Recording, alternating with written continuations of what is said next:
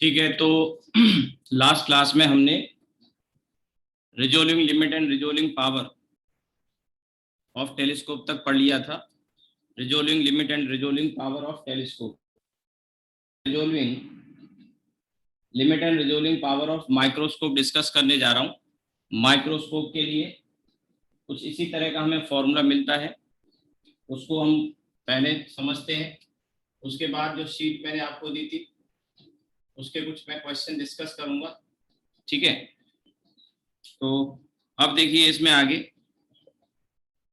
Camera थोड़ा disturb हो रहा है, पता नहीं क्या चक्कर है।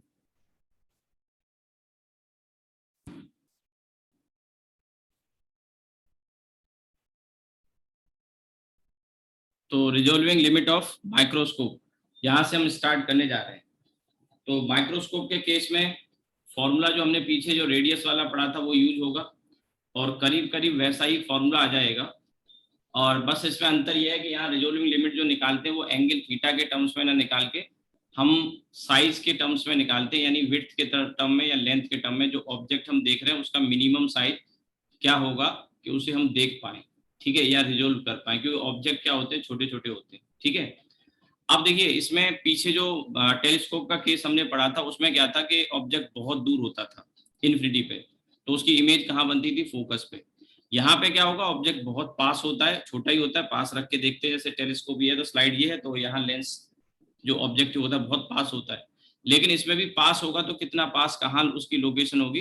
तो दो बातें यहाँ समझने की है। एक पहली बात, तो ऑब्जेक्ट जो होगा ऑब्जेक्टिव के फोकस के क्लोज होगा। ठीक है, मैं यहाँ थोड़ा सा क्लियर कर दूं, बनाना मत आप इसको। ये ऑब्जेक्टिव है और ये यहाँ ये एफ है और ये 2f है। तो और इधर भी रख सकते हैं, क्योंकि इमेज तो हमें पता है कि यहाँ बनती है, इमेज हमें पता है यहाँ बनती है, राइट। लेकिन अब समझना ये है आपको कि ये फोकस और 2f के बीच में रखेंगे तो भी रियल बन जाएगी और इधर रखेंगे तो भी रियल बन जाएगी। बट आप जानते हैं कि हमें इमेज बड़ी चाहिए, क्योंकि पहले से ही ऑब्जेक्ट काफी छोटा है। तो आपको अगर थोड़ा आइडिया हो, देखो मैं रटा नहीं रहा हूँ, रटाने का काम नहीं है, सीखने का काम है। और आप मेरे साथ चीजों को अगर सोचेंगे उस तरह से जैसे मैं बता रहा हूँ, आसानी से समझ में आ जाएंगी चीजें। तो जैसे अगर मैं इस रीजन में रखता था तो आपको याद है इमेज जो बनती थी वो कहाँ बनती थी, इमेज बनती थी एफ और 2f के बीच में, और छोटी बनती थी क्योंकि ऑब्जेक्ट दूर है। इमेज पास बनेगी, छोटी बनेगी कब, जब यहाँ रखते थे। हमको इमेज इंटरमीडिएट इमेज क्या चाहिए, बड़ी भी चाहिए, है ना। तो और बनती भी है, इसके कंपैरिजन में इमेज बड़ी भी बनती है, ये बात मैंने आपको लिखाई भी थी पीछे, आप देख सकते हैं। तो और अगर हम इसके बीच में रखते थे तो भी इमेज रियल बनती थी, लेकिन अब हम जानते हैं कि जब इसके बीच में रखेंगे तो इमेज 2f और इन्फिनिटी के बीच में बनेगी। ठीक है, तो पहली चीज आपको समझ में आ गई होगी कि हमें इमेज जब हम इस बीच में रखेंगे, इस बीच में, ठीक है, तो इमेज यहाँ बनेगी, बड़ी बनेगी। तो इसमें फायदा होगा क्योंकि हमें इमेज बड़ी चाहिए एफ और 2f के बीच में। ठीक है, इसके अलावा क्योंकि ऑब्जेक्ट बहुत छोटा है तो 2f और f में f के बहुत क्लोज रखा जाए तो फायदा ये होगा कि बहुत बड़ी इमेज बनेगी, काफी ज्यादा मैग्नीफाइड बनेगी, फोकस के पास रखेंगे तो। ठीक है, फोकस के पास जितना रखेंगे इमेज उतनी दूर जाएगी, दूर जाएगी तो बड़े साइज की बनेगी। तो यहाँ एक बात जो समझने की है वो ये है कि इमेज सॉरी ऑब्जेक्ट जो रखा जाता है यहाँ पे, वो ऑब्जेक्ट फोकस के क्लोज, फोकस के क्लोज। अब फोकस के क्लोज में भी दो बातें थी कि फोकस के क्लोज राइट में कि लेफ्ट में, तो यहाँ फिगर के हिसाब से लेफ्ट में रखेंगे क्योंकि हमको रियल इमेज चाहिए। क्योंकि अगर राइट में फोकस के रख दिया, राइट में रख दिया तो इमेज वर्चुअल इसी साइड में बन जाएगी, जबकि हमें पता ही ऑब्जेक्टिव लेंस से यहाँ इमेज बनेगी तब जाके वो आई पीस को मिलेगी। आपको मेरी बात शायद समझ में आ गई होगी। ठीक है, तो सबसे पहली चीज यहाँ पे जो ध्यान देने की है वो ये है कि ऑब्जेक्ट को जो रखा जाता है वो एफ और 2f के बीच में। ऑब्जेक्ट को कहाँ रखा जाता है, एफ और 2f के बीच में। तो सबसे पहले एक ये चीज नोटिस करने की है। ठीक है, ये मैंने जो बताया ना, आपको यही क्वेश्चन पूछ लेगा, आपको यही क्वेश्चन पूछ लेगा, बच्चे को पता ही नहीं है।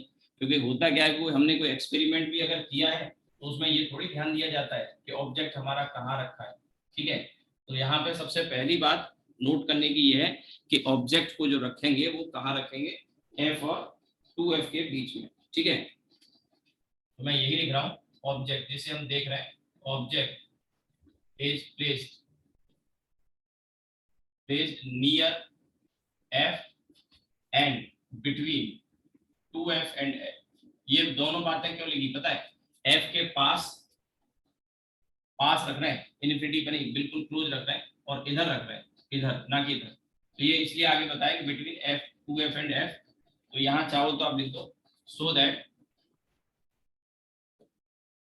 Object is place near F. अब ऑब्जेक्ट रखा जाता है, जाहिर सी बात है ये जो लेंस होगा वो ऑब्जेक्टिव होगा, ठीक है। So that image form is real and magnified,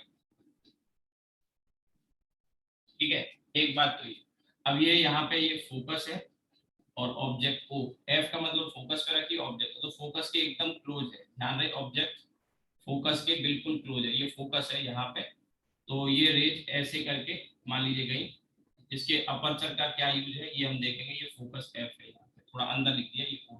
so object का जो डिस्टेंस है ये वाला, ये यू, ये एफ के बराबर, ठीक है। ये एफ ओ है ऑब्जेक्टिव लेंस, ठीक है। और इसके बाद ये जो डिस्टेंस है ये वाला, ये डी, टू ए, जो पीछे हमने लिया था वैसे ही। अब देखिए यहाँ इतना तो पक्का है, ऑब्जेक्ट इन्फिनिटी पे नहीं है तो इमेज फोकस पे नहीं बनेगी, बट हाँ फोकस के क्लोज रखा, ऑब्जेक्ट फोकस से थोड़ा सामने इधर रखा है, ये रेज है, ठीक है।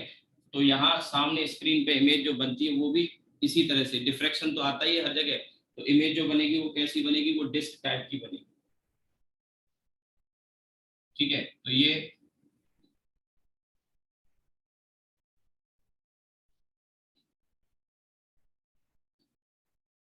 कल जो बनाया था वैसे ही ये एक डिस्क टाइप इमेज,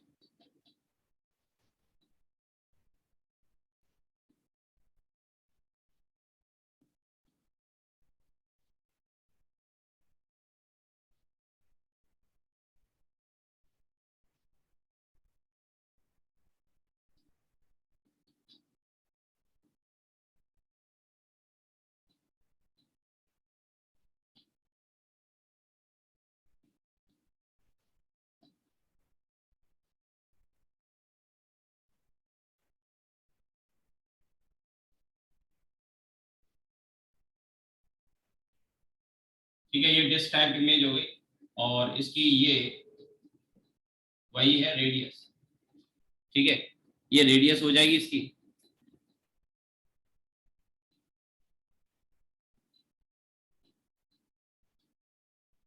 और ये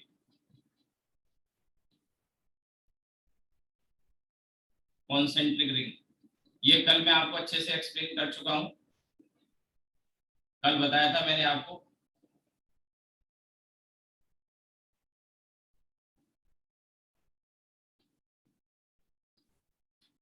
ये जो बीच पर डिस्क टाइप इमेज बन रही है ये सेंट्रल मैक्सिमा के करस्पॉन्डिंग है, और ये जो इमेज बन रही है ये primary max, secondary maxima, first order, fifth and so on, ऐसे करके। अब क्योंकि ये जो डिस्टेंस होता है ये फाइनाइट होता है, तो यहां से देखिए ये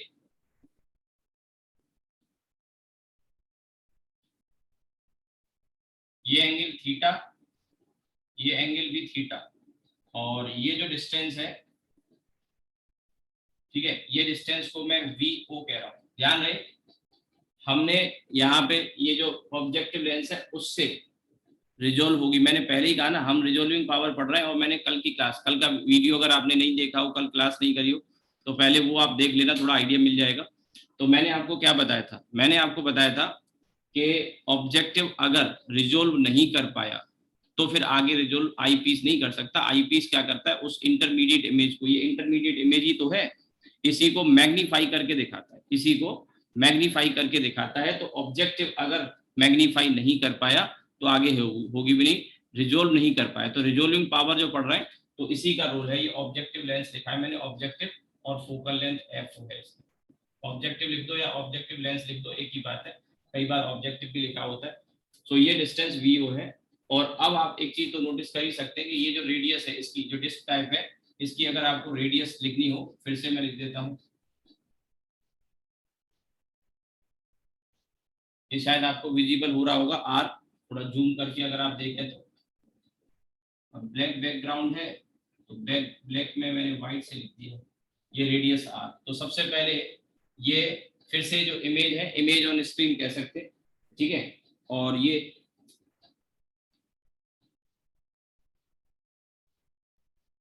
इमेज रिफ्लेक्शन तो नहीं आ रहा, ये इमेज एक्चुअल इमेज, ठीक है। और इसकी ये जो रेडियस है, दिस रेडियस आर, तो अगर आप यहाँ से लिखना चाहें तो देखिए, एक तो वी नॉट, कुछ इक्वेशंस यहाँ बनेंगी, एक वी नॉट और एक थीटा, कोरिलेट अगर करें तो वो जो कल मैंने आपको बताया ना tan theta, tan theta, tan theta, ठीक है, टेन थीटा जो बताया था, टेन थीटा था आपका आर अपॉन वी नॉट, तो थीटा छोटा है तो वहां से आप इसकी वैल्यू को लिख सकते हैं, और आर की वैल्यू जो हमने पीछे की क्लास में पढ़ा था वही वैल्यू हम यहाँ पे लेंगे, आर की वैल्यू। पीछे की क्लास में मैंने इसको बताया था कि इसका डेरिवेशन रिक्वायर्ड नहीं है, 1.22 लैम्डा एफ अपॉन डी नहीं लिखेंगे यहाँ, क्योंकि ये जो डिस्टेंस है ये फोकस नहीं है, ध्यान रखिए। देखो कल मैंने आपको आर का एक फॉर्मूला लिखाया था 1.22 लैम्डा अपॉन डी, और एफ आ रहा था, तो एफ की जगह यहाँ पे मैं लिखूंगा वी। एक पहली इक्वेशन तो ये, पहली इक्वेशन ये आर की 1.22 लैम्डा एफ की जगह वी लिखा, क्योंकि पिछले वाले केस में ऑब्जेक्ट हमारा इन्फिनिटी पे था, इमेज कहाँ पर नहीं थी, फोकस पे, तो ये डिस्टेंस फोकस के बराबर था, ध्यान दीजिएगा। और अभी ये वीओ रखा है मैंने इसमें, वी, ठीक है।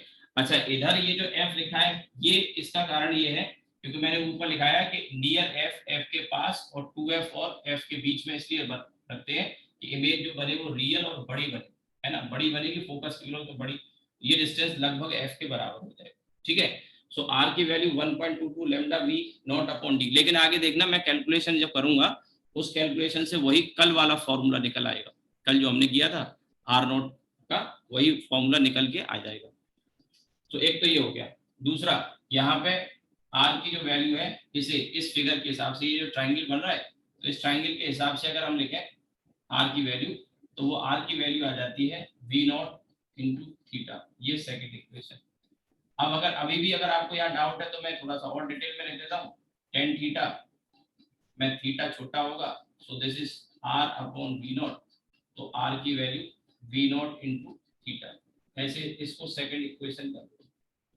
अच्छा एक इक्वेशन इधर भी बनेगी, यहाँ पे ये जो एंगल होता है इस एंगल को मैं बीटा कह रहा हूँ, ठीक है।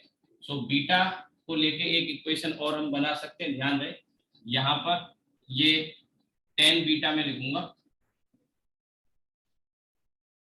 टेन बीटा, तो एक इक्वेशन और यहाँ पे देख लो, tan beta, tan beta will be d by two f, लगभग डिस्टेंस ये एफ है, ध्यान रखिएगा ये डिस्टेंस लगभग एफ है। सो डी बाई टू, ये डी है 2a के बराबर, तो मैं कह रहा हूँ उसको D by to, total D है डी बाई टू, और ये डिस्टेंस u लगभग f के बराबर है, तो ten beta will be d by two by F, ऐसे। और यहाँ पे भी आप ये कर सकते हैं कि एक चीज और, कि बीटा स्मॉल होता है, आपको याद होगा पीछे मैंने आपको बताया था कि जो माइक्रोस्कोप का ये जो लेंस होता है ऑब्जेक्टिव, ये छोटा होता है, फोकल लेंथ भी कम होती है, फोकल लेंथ कम होती है, डिस्टेंस कम होता है, साथ ही साथ अपर्चर का जो डायमीटर वो भी कम होता है, बताया था मैंने आपको, तो वो भी कम होगा। यहाँ जो एंगल बीटा आएगा ये बीटा लिखा जा सकता है, और इसकी जो वैल्यू है वो डी बाई टू है, ठीक है। अभी इसकी जरूरत हमें है नहीं फिलहाल, तो अपना काम ये कभी कभी ऐसे रिप्लेस कर देते हैं, लेकिन अभी मैं जो बता रहा हूँ कि हमें इसकी जरूरत नहीं पड़ेगी, हमें जरूरत पड़ेगी इसकी डी बाई टू एफ, इसकी जरूरत पड़ेगी आगे कैलकुलेशन में। तो अभी मैं यहाँ से लिख रहा हूँ डी बाई एफ, ध्यान दीजिएगा D by F two tan beta, ये थर्ड इक्वेशन। ये जो तीन इक्वेशन आई ना, ये तीनों इक्वेशन हमारे काम की। सबसे पहली इक्वेशन आर की value 1.22 lambda V naught upon D, दूसरा आर की वैल्यू वी नॉट थीटा, यहाँ से रख भी सकते तो थीटा की वैल्यू हमें मिल जाएगी। और यहाँ एक देखो इंटरेस्टिंग बात क्या है कि ये जो थीटा, ये आर की वैल्यू वी नॉट थीटा अगर मैं यहाँ रख दूँ तो आप देखोगे वी नॉट से वी नॉट कट जाएगा और थीटा आ जाएगा 1.22 लैम्डा बाई डी, कल जो मिला था रिजोल्विंग लिमिट थीटा के टर्म्स में आई थी, याद हो तो इसको मैं रखूंगा, वी नॉट कट जाएगा तो थीटा की वैल्यू आ जाएगी 1.22 लैम्डा बाई टी, फर्स्ट और सेकंड से ही, ठीक है। सो सबसे पहले आप इतना नोट करिए ये फिगर बहुत काम का है, इसको मैं बाद में मिटाऊंगा, ठीक है, आगे काम आएगा। इसे कंप्लीट करके कुछ न्यूमेरिकल वगैरह मैं कराऊंगा सबसे पहले आपको।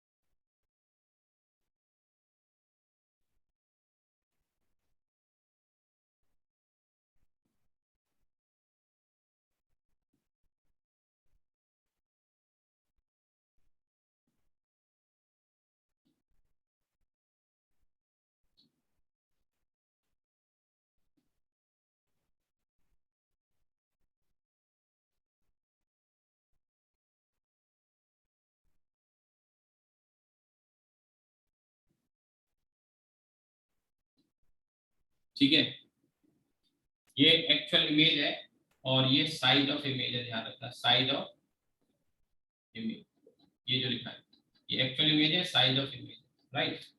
अब इसके बाद देखिए आगे मैं यहाँ लिखता हूँ, कुछ एक दो इक्वेशंस यूज होंगी। तो magnification bye objective, magnification bye objective, magnification bye objective, तो एम होता है आपका साइड ऑफ इमेज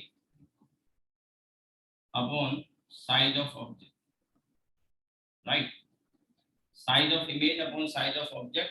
और अब इसमें साइड ऑफ इमेज तो यही है आर, और ऑब्जेक्ट का साइज अभी हमें पता नहीं, वही पूछा जाता है कि छोटे से छोटा कितना ऑब्जेक्ट हो, छोटे से छोटा कितना ऑब्जेक्ट हो जिसे हम रिजोल्व करके देख पाए माइक्रोस्कोप से, वही रिजोल्विंग लिमिट है। ये जो मैं यहाँ लिख रहा हूँ साइज ऑफ ऑब्जेक्ट, यही रिजोल्विंग लिमिट है। So minimum size of the object which can be resolve by the objective of microscope, कम से कम कितना साइज है, तो this we have to find out, ठीक है। तो ये आ जाएगा यहाँ पे साइज ऑफ ऑब्जेक्ट को मैं डी मिनिमम लिख रहा हूँ, डी मिनिमम, एक ये इक्वेशन आ गई, ठीक है। एक ये एम आ गया size of image upon size of object, size of image में ये है आपका। और अब मैग्निफिकेशन की अगर हम बात करें तो एक और चीज यहाँ पे देखने की है, आप जानते हैं मैग्निफिकेशन एम का वैल्यू होता है दिस अपॉन दिस, याद होगा, दिस अपॉन दिस। तो ये आ जाएगा आपका वीओ अपॉन लगभग एफ आ जाएगा, यू है बट हम एफ लिख रहे हैं, वो मैंने इधर ही लिख दिया पहले, ठीक है। तो यहाँ से एक बात आप समझ गए होंगे कि जो डी मिनिमम हमें अगर चाहिए, यहाँ से एक इक्वेशन आ गई, तो आप देखिए D minimum size of object, D minimum, इसी को रिजोल्विंग लिमिट कहते हैं, या मैं लिख भी देता हूँ रिजोल्विंग लिमिट, ठीक है।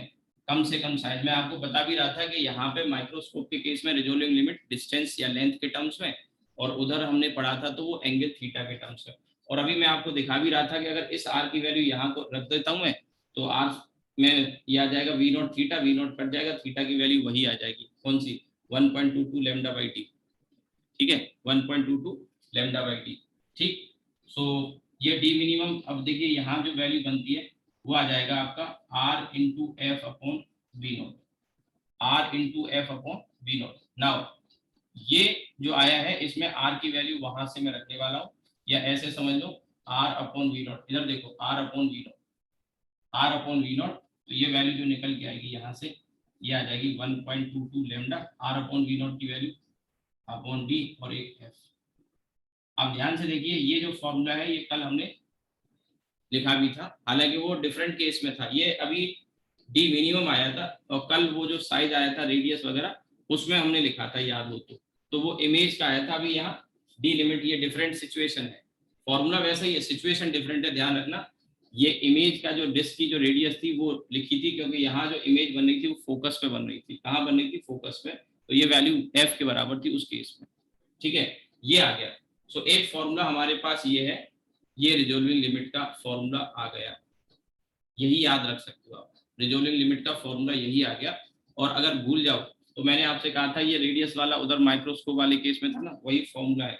अब आप देखिए जो डी बाई एफ यहाँ लिखा है ना, थर्ड वाली इक्वेशन, तो डी बाई एफ की वैल्यू यहाँ पे हम लिख सकते हैं, दैट विल बी 210 बीटा, क्योंकि ये जो फॉर्मूला है रिजोल्विंग लिमिट का, यही फॉर्मूला यूज कर सकते हो, या इसी को मॉडिफाई कर करके हम डिफरेंट तरीके से हमें फॉर्मूला मिल सकता है। नाउ ये इधर का मैं रब कर देता हूं। तो एक तो रिजोल्विंग लिमिट हमारे पास आ गई 1.22 लैम्डा एफ अपॉन टी, ठीक है।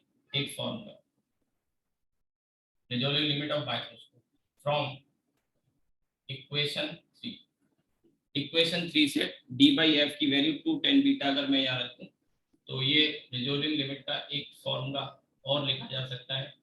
और ये जो मैं आपको बता रहा हूँ ये फॉर्मूला कहीं ज्यादा पॉपुलर है ऊपर वाले के कंपैरिजन, ये वाला फॉर्मूला। और अभी जो मैं आपको बता रहा था कि बीटा स्मॉल है, तो आप जानते हैं कि जो 10 बीटा है उसे आप साइन बीटा भी लिख सकते हैं।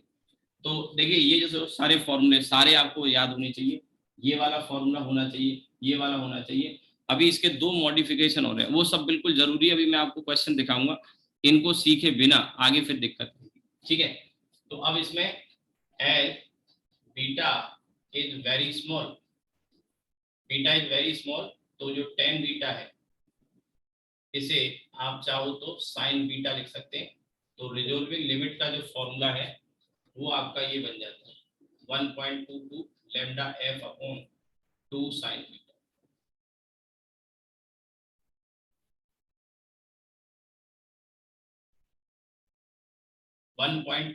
Lambda F upon 2 sign beta, ठीक है। ये आ गया।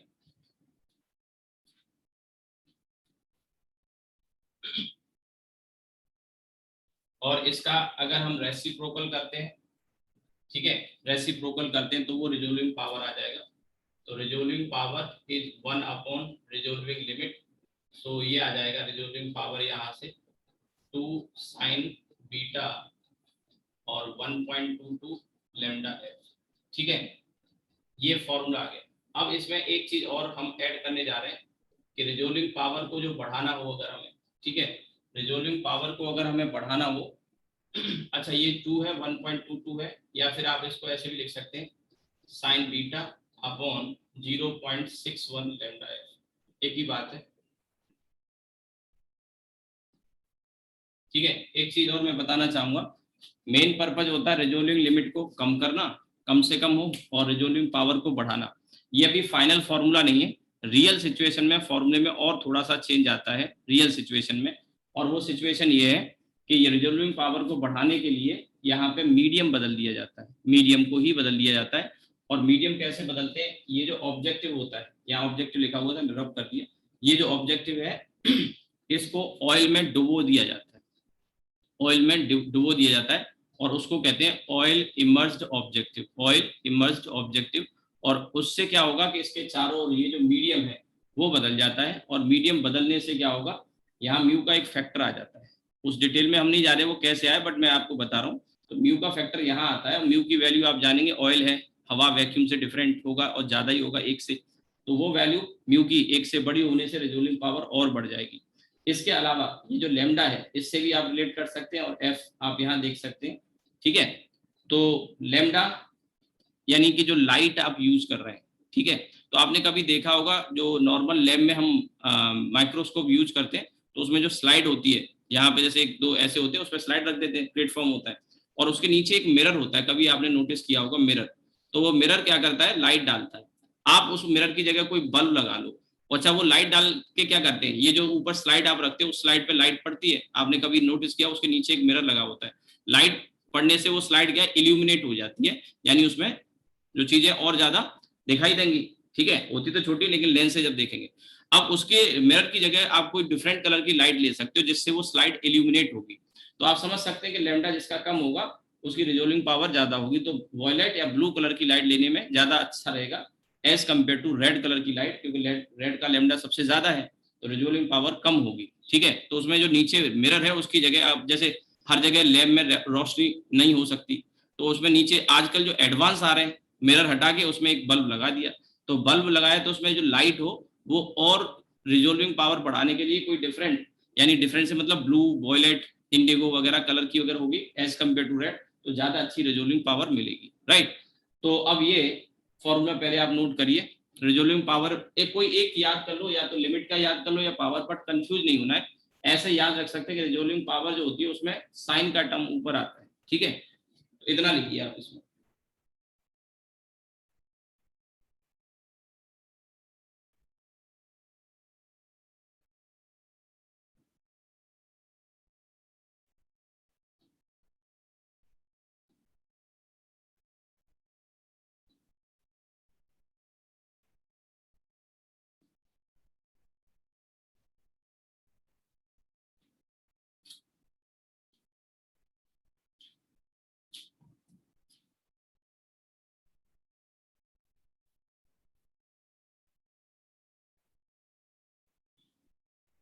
तो अब देखिए, टू इंक्रीज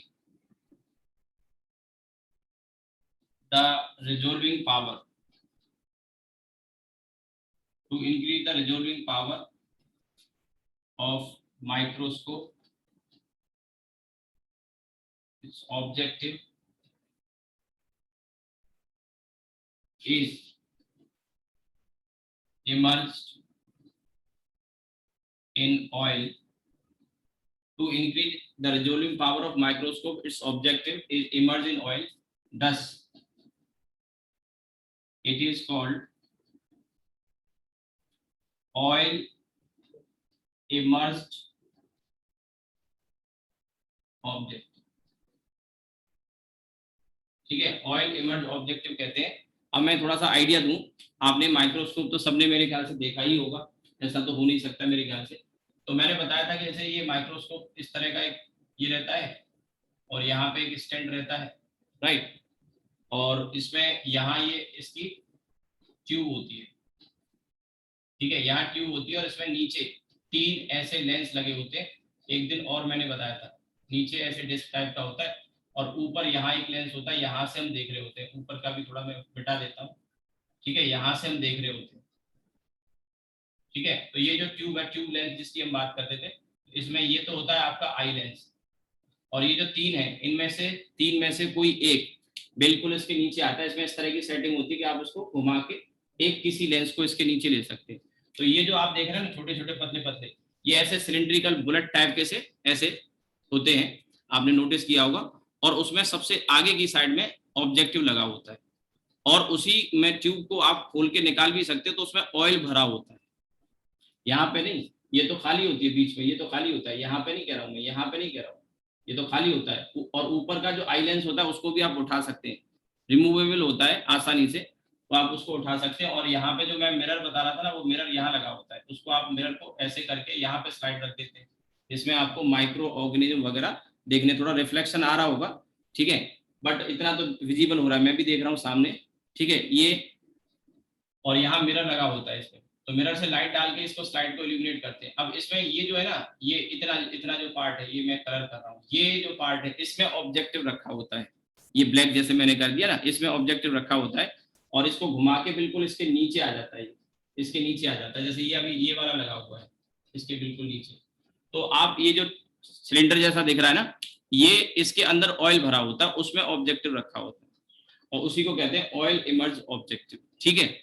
ऊपर का आई लेंस तो निकल आता है, इसमें ऑयल नहीं भरा होता, ध्यान रखना, ठीक है, ये तो खाली ट्यूब जैसी होती है, और ऊपर ये बिल्कुल रखा होता है। आप इसको उल्टा कर दोगे तो इसको ट्यूब को उल्टा कर दो तो वो टपक ही जाएगा, ठीक है। ये नीचे का फिक्स रहता है, 3 अलग अलग सेटिंग होती है, अलग अलग इसकी रिजोल्विंग पावर, मैग्नीफाइंग पावर के लिए डिफरेंट डिफरेंट मैग्नीफाइंग पावर के इसमें मतलब फोकल लेंथ के लेंस ऑब्जेक्टिव लगे रहते हैं। तो आप जो सेटिंग इसमें बदलना चाहें उसके हिसाब से, जैसे कई बार आपको अच्छा रिजोल्यूशन नहीं मिल रहा है, अच्छा रिजोल्यूशन नहीं मिल रहा है, तो 3 दे रखे हैं, 1 2 3, तो उसमें आप उसको बदल के निकाल सकते हैं। जैसे resolving power inversely proportional to focal length है, तो ये फोकल लेंथ किसकी है, ऑब्जेक्टिव की। तो अगर आपको अच्छा रेजोल्यूशन नहीं मिल रहा तो आप इसको घुमा के चेंज कर लो एफ को, और ये कम करोगे तो ये ज्यादा हो जाएगा, ठीक है। तो ऑयल इमर्ज ऑब्जेक्टिव कहते हैं। And resolving power in this case, तो रिजोल्विंग पावर का फॉर्मूला फिर ये बन जाता है mu sine beta upon mu sine beta upon 0.61 lambda F. Resolving power equals to mu sine beta 0.61 lambda F. अच्छा, ये जो रिजोल्विंग पावर है, ये रिजोल्विंग पावर मैंने बताया कि रिजोल्विंग लिमिट का रेसिप्रोकल है। तो रिजोल्विंग लिमिट आपको बताया था मैंने, क्या था, डी मिनिमम था। क्या था? D minimum. ठीक है, तो अब एक तो फॉर्मूला आपको ये मिला, म्यू का टर्म आ गया। यहाँ अब एक खास बात बताने जा रहा हूँ, और एक खास बात इसलिए क्योंकि इस पे अभी पिछले साल 2019 में जेई मेन में क्वेश्चन आया था। वो क्या क्वेश्चन था अभी समझ में आएगा। तो यहाँ से फिर रिजोल्विंग लिमिट को अगर हम लिखें तो रिजोल्विंग लिमिट का फॉर्मूला बन गया 0.61 lambda F upon mu sine beta, mu sine beta, ये आ गया रिजोल्विंग लिमिट यानी कि D minimum. Excuse me sir, आप बोलो। सर ये रिजॉल्विंग लिमिट में जब tan बीटा आएगा तो फोकल लेंथ नहीं आएगी ना? गलत हो गया क्या कहीं पे? अच्छा डी। अच्छा, अरे अरे ठीक है, बिल्कुल बिल्कुल सही कह रहे हो, गलत कर दिया हमने। अच्छा, तुमने अब बताया, वो ध्यान में भी नहीं रहा मुझे। एफ का टर्म तो हम फालतू लिखे जा रहे हैं जब से। बिल्कुल सही कहा, वो डी बाई एफ को ही तो हमने रिप्लेस किया था। पीछे भी कहीं लिखा है क्या हमने? ये करेक्शन करना भाई, वो हमने भी ध्यान। अच्छा, यहाँ तो था, सॉरी यहाँ तो था, यहाँ तक था। ये डी बाई एफ पूरे को रिप्लेस किया ना हमने। अब बताया तुमने इतनी देर में, मैं भी उसको जब से लिखे ही जा रहा था। डी बाई एफ की वैल्यू तो रखी थी हमने 210 बीटा। डी बाई एफ की वैल्यू 210 बीटा रखी थी, और कहीं अगर लिखा हो तो उसको आप थोड़ा करेक्ट करिए। यहाँ तक तो ठीक था, ये तो हमने लिखा ही था वहां से मिटा के। तो डी बाई एफ की वैल्यू 210 बीटा आ गई, राइट, 210 बीटा आ गई। तो रिजोल्विंग लिमिट 1.22 लेमडा 210 बीटा, अभी ठीक है, यहाँ ठीक है, ये भी और ये भी ठीक है। तो जो रिजोल्विंग लिमिट है ये डी मिनिमम, ठीक है, डी मिनिमम, ये फॉर्मूला आ गया। अब देखिए इसमें यहाँ पर आपने अगर लिख लिया किसी ने, थोड़ा ठीक कर लेना उसको, वो हमारा ध्यान भी नहीं गया, वो लिखे ही जा रहे थे। इसी को तो रिप्लेस किया था उस इक्वेशन से जो सबसे पहले थर्ड वाली इक्वेशन लिखी थी। डी बाई एफ की वैल्यू 210 बीटा थी, वो पूरा रिप्लेस हो गया था, एफ को हटाना भूल गया। तो रिजोल्विंग लिमिट आ गई डी मिनिमम ये। और इसमें जो म्यू साइन बीटा है, म्यू साइन बीटा, इसको न्यूमेरिकल अपर्चर कहते हैं। क्या बोलते हैं? Numerical aperture. यही पूछा गया है 2019 जेईई मेन के क्वेश्चन में। अभी मैं बताऊंगा क्या है ये न्यूमेरिकल अपर्चर, और इस पर न्यूमेरिकल भी देखेंगे।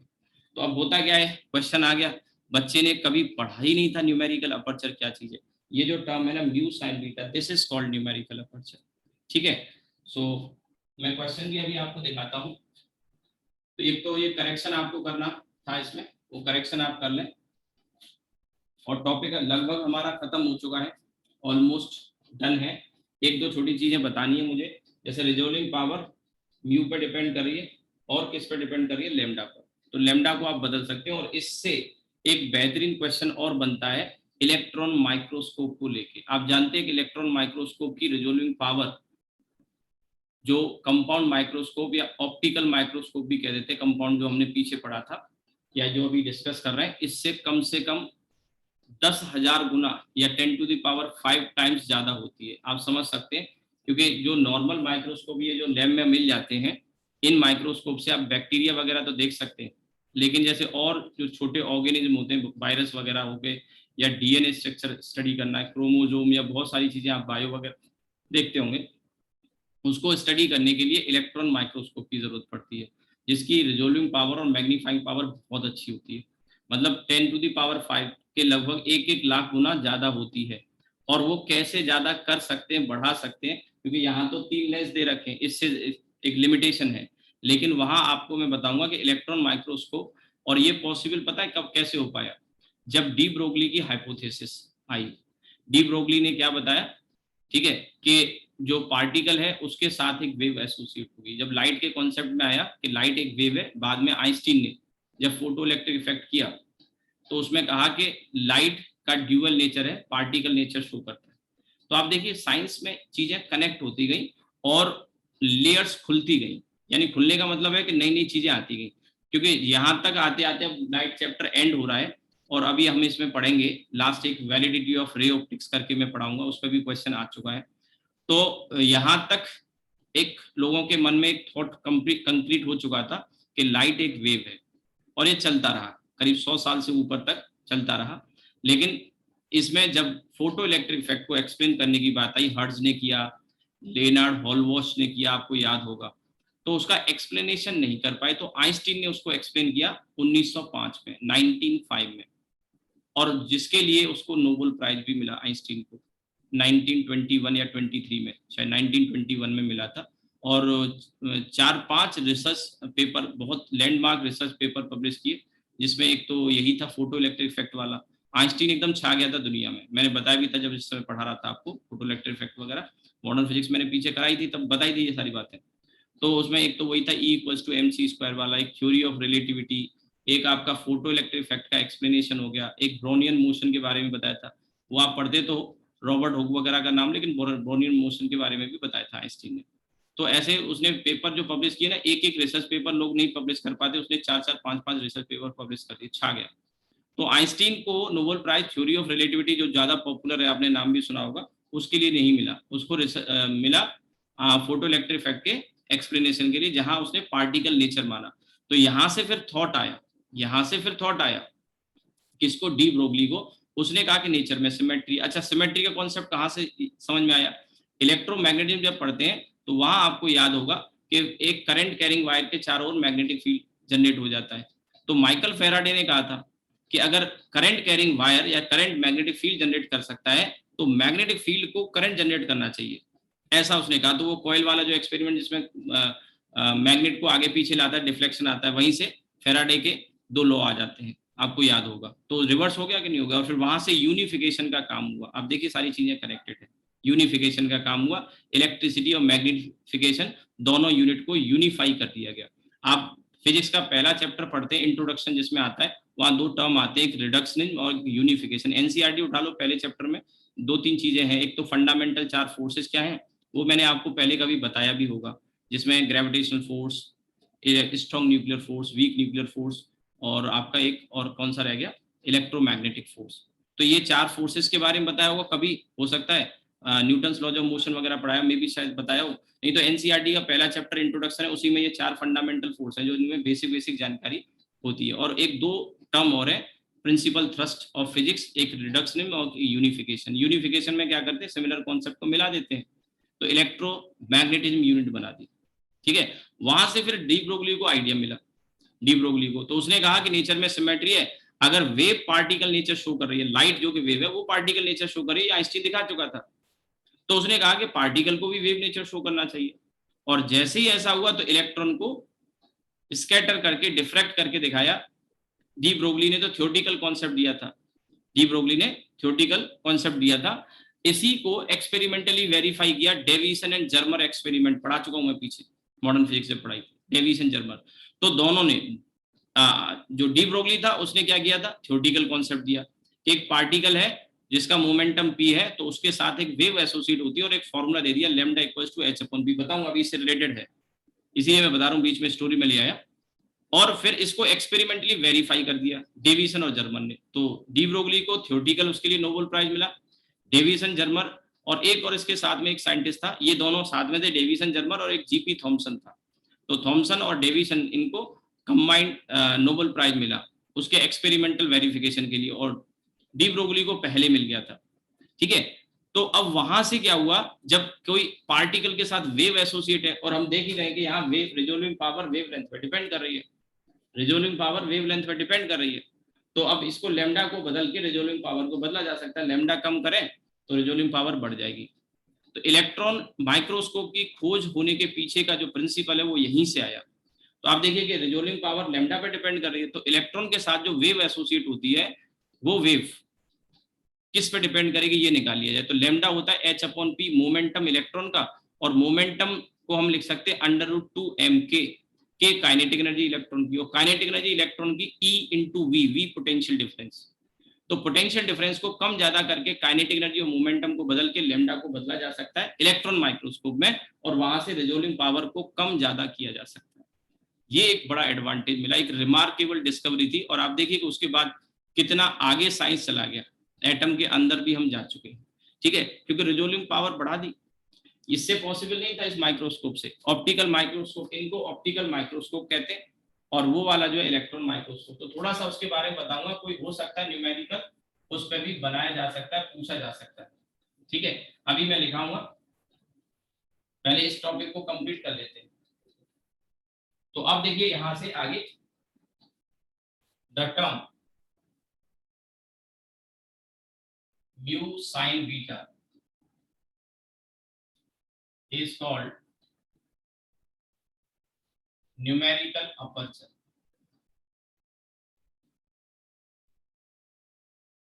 न्यूमेरिकल अपर्चर, और इसमें फ्रीक्वेंटली कई बार मैंने देखा कि इसको Na करके लिखा जाता है, Na, ठीक है। सो यहां से आप समझ सकते हैं कि जो डी मिनिमम है this is 0.61 lambda and this is Na, numerical aperture. So numerical aperture के दो फॉर्मूले हमारे पास आ गए। एक तो आ गया म्यू साइन बीटा, राइट, और इसको इधर ले आओ, इसको इधर ले आओ, 0.61 लैम्डा अपॉन डी मिनिमम।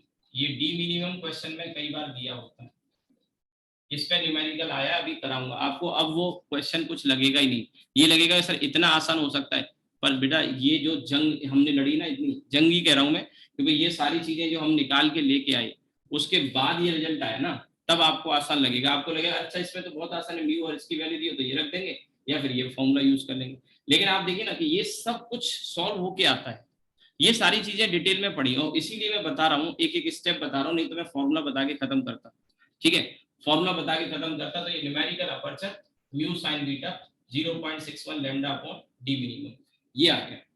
अब यहाँ पे देखिए कि जो रिजोल्विंग पावर है, एक दो चीजें और, ये डायरेक्टली प्रोपोर्शनल टू म्यू है, ठीक है, और रिजोल्विंग पावर में खास बात यहाँ पे ये है कि ये इनवर्सली प्रोपोर्शनल टू लैम्डा है, ठीक है, इनवर्सली प्रोपोर्शनल टू लैम्डा है, ठीक है। So if lambda is less resolving power is, अगर लैम्डा कम है तो रिजोल्विंग पावर क्या है, ज्यादा होगी। एक बात तो ये। अच्छा, दूसरी बात यहाँ पे और फर्दर, अब आती है बात इलेक्ट्रॉन माइक्रोस्कोप की। इलेक्ट्रॉन माइक्रोस्कोप की, तो इलेक्ट्रॉन माइक्रोस्कोप के केस में, ठीक है, लैम्डा को कम करके रिजोल्विंग पावर को बढ़ा सकते हैं। तो लैम्डा, तो यहाँ पे मैं लिख देता हूँ इलेक्ट्रॉन माइक्रोस्कोप, इसका आ सकता है क्वेश्चन, आ सकता है, ठीक है, कॉन्सेप्ट में बता रहा हूँ, बट मुझे याद नहीं कोई ऐसा कॉम्पिटिशन में कोई क्वेश्चन अभी आया हो, मुझे याद नहीं, हो सकता है मिल जाएंगे आपको क्वेश्चन, थोड़ा देखना पड़ेगा, लेकिन इस तरह के क्वेश्चन बन सकते हैं इसमें, ठीक है। इलेक्ट्रॉन माइक्रोस्कोप एक्सप्लॉइट, यानी बेस्ड है, ऐसा कह सकते हैं, बेस्ड है, exploit the wave character of, या इसका जो प्रिंसिपल है वो किस पे बेस्ड है, ऐसा कह सकते हैं कि इलेक्ट्रॉन माइक्रोस्कोप का प्रिंसिपल है वो इस पे बेस्ड है कि इलेक्ट्रॉन का वेव करेक्टर होता है, exploit the wave character of electron, ठीक है, इलेक्ट्रॉन। और जो लैम्डा होता है, लैम्डा वो h अपॉन p मोमेंटम, और इसे हम लिख सकते हैं h upon under root 2m k क्या है, काइनेटिक एनर्जी। और इसे फिर आपको याद होगा, ये सारे फॉर्मूले में बता चुका हूँ, डी ब्रोगली हाइपोथेसिस, पहले मॉडर्न फिजिक्स ही पढ़ाई थी मैंने ऑफलाइन में, तो ये यहाँ पर फ्रॉम डी ब्रोगली, अब डी ब्रोगली बोलते हैं या डी ब्रॉय कहते हैं, वो मैंने आपको बताया था कि एनसीईआरटी में लिखा हुआ है कि इसका जो नाम है वो डी ब्रॉय बोलना है, तो ठीक है भाई, हम डी ब्रॉय बोलेंगे। लिखा तो वैसे इंडिया वाले तो अब हिंदी में हम लोग पढ़ते बोलते हैं, तो जो लिखा होता है वही बोला जाता है, तो डी ब्रोगली बोलते हैं, बट वो कहा गया है कि इसको डी ब्रॉय बोलना है, नहीं तो इसकी आत्मा जो है रुष्ट हो जाएगी आपसे, ठीक है। तो डी ब्रोगली नहीं बोलना है, इसको डी ब्रॉय बोलना है, from de Broglie hypothesis. Lambda आ गया h अपॉन p, और ये फिर आपका फर्दर 2me इंटू v, ये v क्या है, पोटेंशियल डिफरेंस। तो आप सबसे पहली चीज यहाँ पे नोटिस करिए कि लैम्डा h अपॉन p, यही जो मैं बता रहा था, तो इसका कंक्लूजन ये निकल के आया था, lambda inversely proportional to under root v, ठीक है, और लैम्डा जो रिजोल्विंग पावर है that is inversely proportional to lambda. तो इसके बेसिस पे हम क्या कह सकते हैं, लैम्डा पोटेंशियल डिफरेंस के रूट के इनवर्सली प्रोपोर्शनल और रिजोल्विंग पावर लैम्डा के। तो फॉर इलेक्ट्रॉन माइक्रोस्कोप, ध्यान रखना, फॉर इलेक्ट्रॉन माइक्रोस्कोप के लिए निकल के आया, ध्यान रखना कि जो रिजोल्विंग पावर है that is directly proportional to under root v, ये इलेक्ट्रॉन माइक्रोस्कोप लिखा है मैंने, मालूम पड़ा कि कंपाउंड माइक्रोस्कोप में या ऑप्टिकल माइक्रोस्कोप में लगाने की सोच रहे हो आप, ऐसा थोड़ी होगा यार, उसमें कहाँ पोटेंशियल डिफरेंस लगाओगे, लेंस में कोई पोटेंशियल डिफरेंस का मतलब बनता है, नहीं बनता।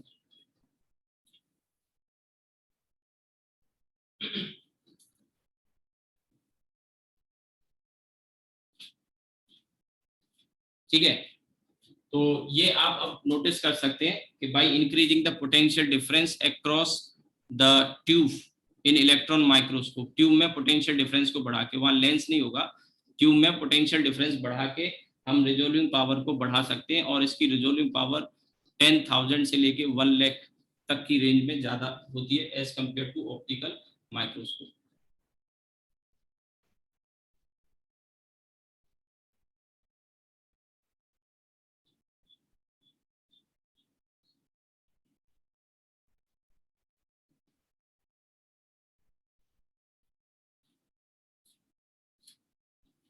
ठीक है, आपने अगर ये नोट कर लिया तो मैं यहाँ लिख भी देता हूँ, 10 by increasing potential difference across, thus by increasing potential difference across tube of electron microscope, या शॉर्ट में लिखो potential difference in electron microscope, resolving power can be increased, ठीक है, और if V is quadrupled, quadruple मतलब जानते हो 4 गुना, अगर पोटेंशियल डिफरेंस को 4 गुना कर दें तो resolving power, then resolving power is doubled. If V is quadrupled then resolving power is doubled. ठीक है, एक बात तो ये ध्यान देने की है। दूसरी, यहाँ पर जो मैंने भी पॉइंट बताया कि resolving power of electron microscope is 10 to the power 5 times, 10 to the power 5 times that of optical. यही जो पीछे जो लेंस वाले होते हैं ना, जिनमें लेंस होते हैं, उनको ऑप्टिकल माइक्रोस्कोप बोलते हैं, ऑप्टिकल माइक्रोस्कोप। अब प्रिसाइजली तो नहीं, लगभग एक रफ आइडिया मैंने आपको दे दिया कि 10 की पावर 5 का मतलब है 1 लाख गुना, 1 लाख गुना ज्यादा होती है।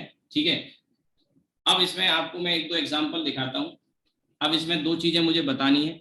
एक तो वैलिडिटी ऑफ रे ऑप्टिक्स, बहुत अच्छा टॉपिक है, और क्योंकि चैप्टर की शुरुआत वहीं से हुई थी और एंड भी करीब करीब वहीं हो रहा है, क्योंकि अब इसके बाद पोलराइजेशन और मुझे पढ़ाना है। ठीक है, तो आज हम पोलराइजेशन स्टार्ट तो कर ही देंगे, थोड़ा बहुत कर भी लेंगे उसको, लेकिन उसके पहले कुछ न्यूमेरिकल इसके मैं आपको बता देता हूँ, करा देता हूँ। ये सब मैं इरेज कर रहा हूँ, आपने नोट कर लिया होगा। तो आप देखिए, इसमें थोड़ा सा डिस्कशन में टाइम तो जाता ही है, क्योंकि चीजें अगर डीप में डिटेल में करनी है, और इस बात की गारंटी है कि अगर आप थोरोली थ्योरी पढ़ोगे तो क्वेश्चन तो आपसे निकलेंगे ही निकलेंगे। हो गया थोड़ा सा, ठीक है, तो क्वेश्चन तो आपसे निकल जाएंगे, लेकिन थ्योरी अगर आपको अच्छे से पता हो, राइट। तो अब इसके बाद देखिए,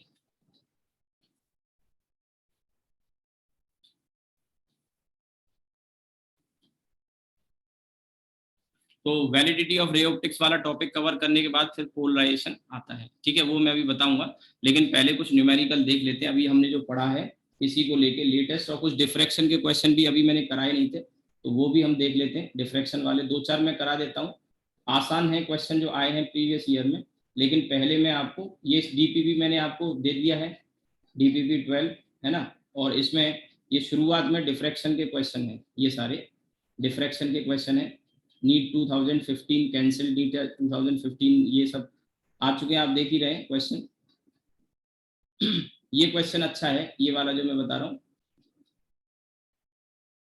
क्वेश्चन नंबर 9। ये वही कॉन्सेप्ट है जिसमें सेंट्रल मैक्सिमा के नीचे पतली पतली इंटरफ्रेंस की फ्रिंजेस बन रही थी, वही है।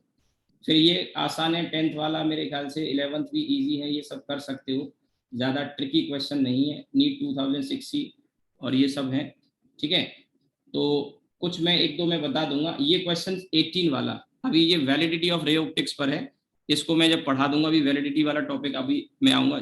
ये क्वेश्चन पूछा गया जेईई मेन में, सो वो टॉपिक थोड़ा सा अलग है। और इसमें एक क्वेश्चन मैंने और इंक्लूड किया है, 18 वाला तो क्वेश्चन है ही, वैलिडिटी वाले टॉपिक में आ रहा हूँ।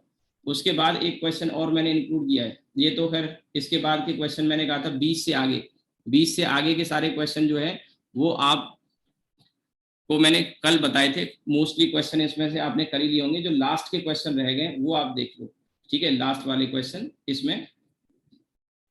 तो अब इसमें मैंने आपको एक तो 26 करने को कहा था, आई होप आपने कर लिया होगा। और इसके बाद क्वेश्चन 27 जरा पढ़ लो, अच्छा सवाल है, देखिए नीट 2018 में। अब मैं आपको ये इसलिए पढ़वा रहा हूँ क्योंकि अगर ये क्वेश्चन आप कर पा रहे हो तो वो इसलिए क्योंकि थ्योरी आपने अच्छे से डीप में पढ़ ली है, और वो सारी चीजें मैंने लिखाई भी हैं, बताई भी हैं। क्या है क्वेश्चन, पढ़िए 27। 26 मैंने कहा था कि इसको आप कर लेना, मून का है, इजी क्वेश्चन है, अगर ऊपर वाले कर लिए तो इसको भी आप कर लोगे, तो आपको माइक्रोस्कोप टेलीस्कोप की इंपॉर्टेंस समझ में आ जाएगी। अब देखिए 27 में कह रहा है एन एस्ट्रोनॉमिकल रिफ्रैक्टिंग टेलीस्कोप, वही लेंस वाले, will have large angular magnification, angular magnification मतलब magnifying power, and high angular resolution, यानी रिजोल्विंग पावर भी हाई चाहिए और मैग्नीफाइंग पावर भी हाई चाहिए। तो आपको याद होगा क्या होता था, ऑब्जेक्टिव जो लेंस होता था इसकी फोकल लेंथ और अपर्चर दोनों ही ज्यादा होते थे, याद आ रहा हो तो, दोनों ही ज्यादा होते, लिखा है भी है। माइक्रोस्कोप में उल्टा होता है। माइक्रोस्कोप में उल्टा होने का कारण समझ में आ गया होगा, लेंस छोटा होता है, डी कम करना है हमको, बीटा छोटा करना है ना। देखो माइक्रोस्कोप के केस में क्या था, मैंने बताया था माइक्रोस्कोप में ऐसा होता है, इधर का लेंस बड़ा होता है, ये आई लेंस बड़ा होता है, ऑब्जेक्टिव छोटा होता है, उसका रीजन समझ में आ गया, ये बीटा छोटा करना है। बीटा छोटा करने से क्या होगा, ये डायमीटर कैसे होगा, ये डायमीटर कम किया जाए, ये डायमीटर कम किया जाए तो इसको छोटा रखा जाता है। साथ ही साथ इसकी फोकल लेंथ कम इसलिए रखते हैं क्योंकि ऑब्जेक्ट ये पास ही रखना है, ज्यादा दूर नहीं रख सकते, छोटा एक तो पहले से ही एक तो छोटा है, तो आप इसको फोकल लेंथ को आप, एक मिनट इसको थोड़ा बड़ा कर दो स्क्रीन को।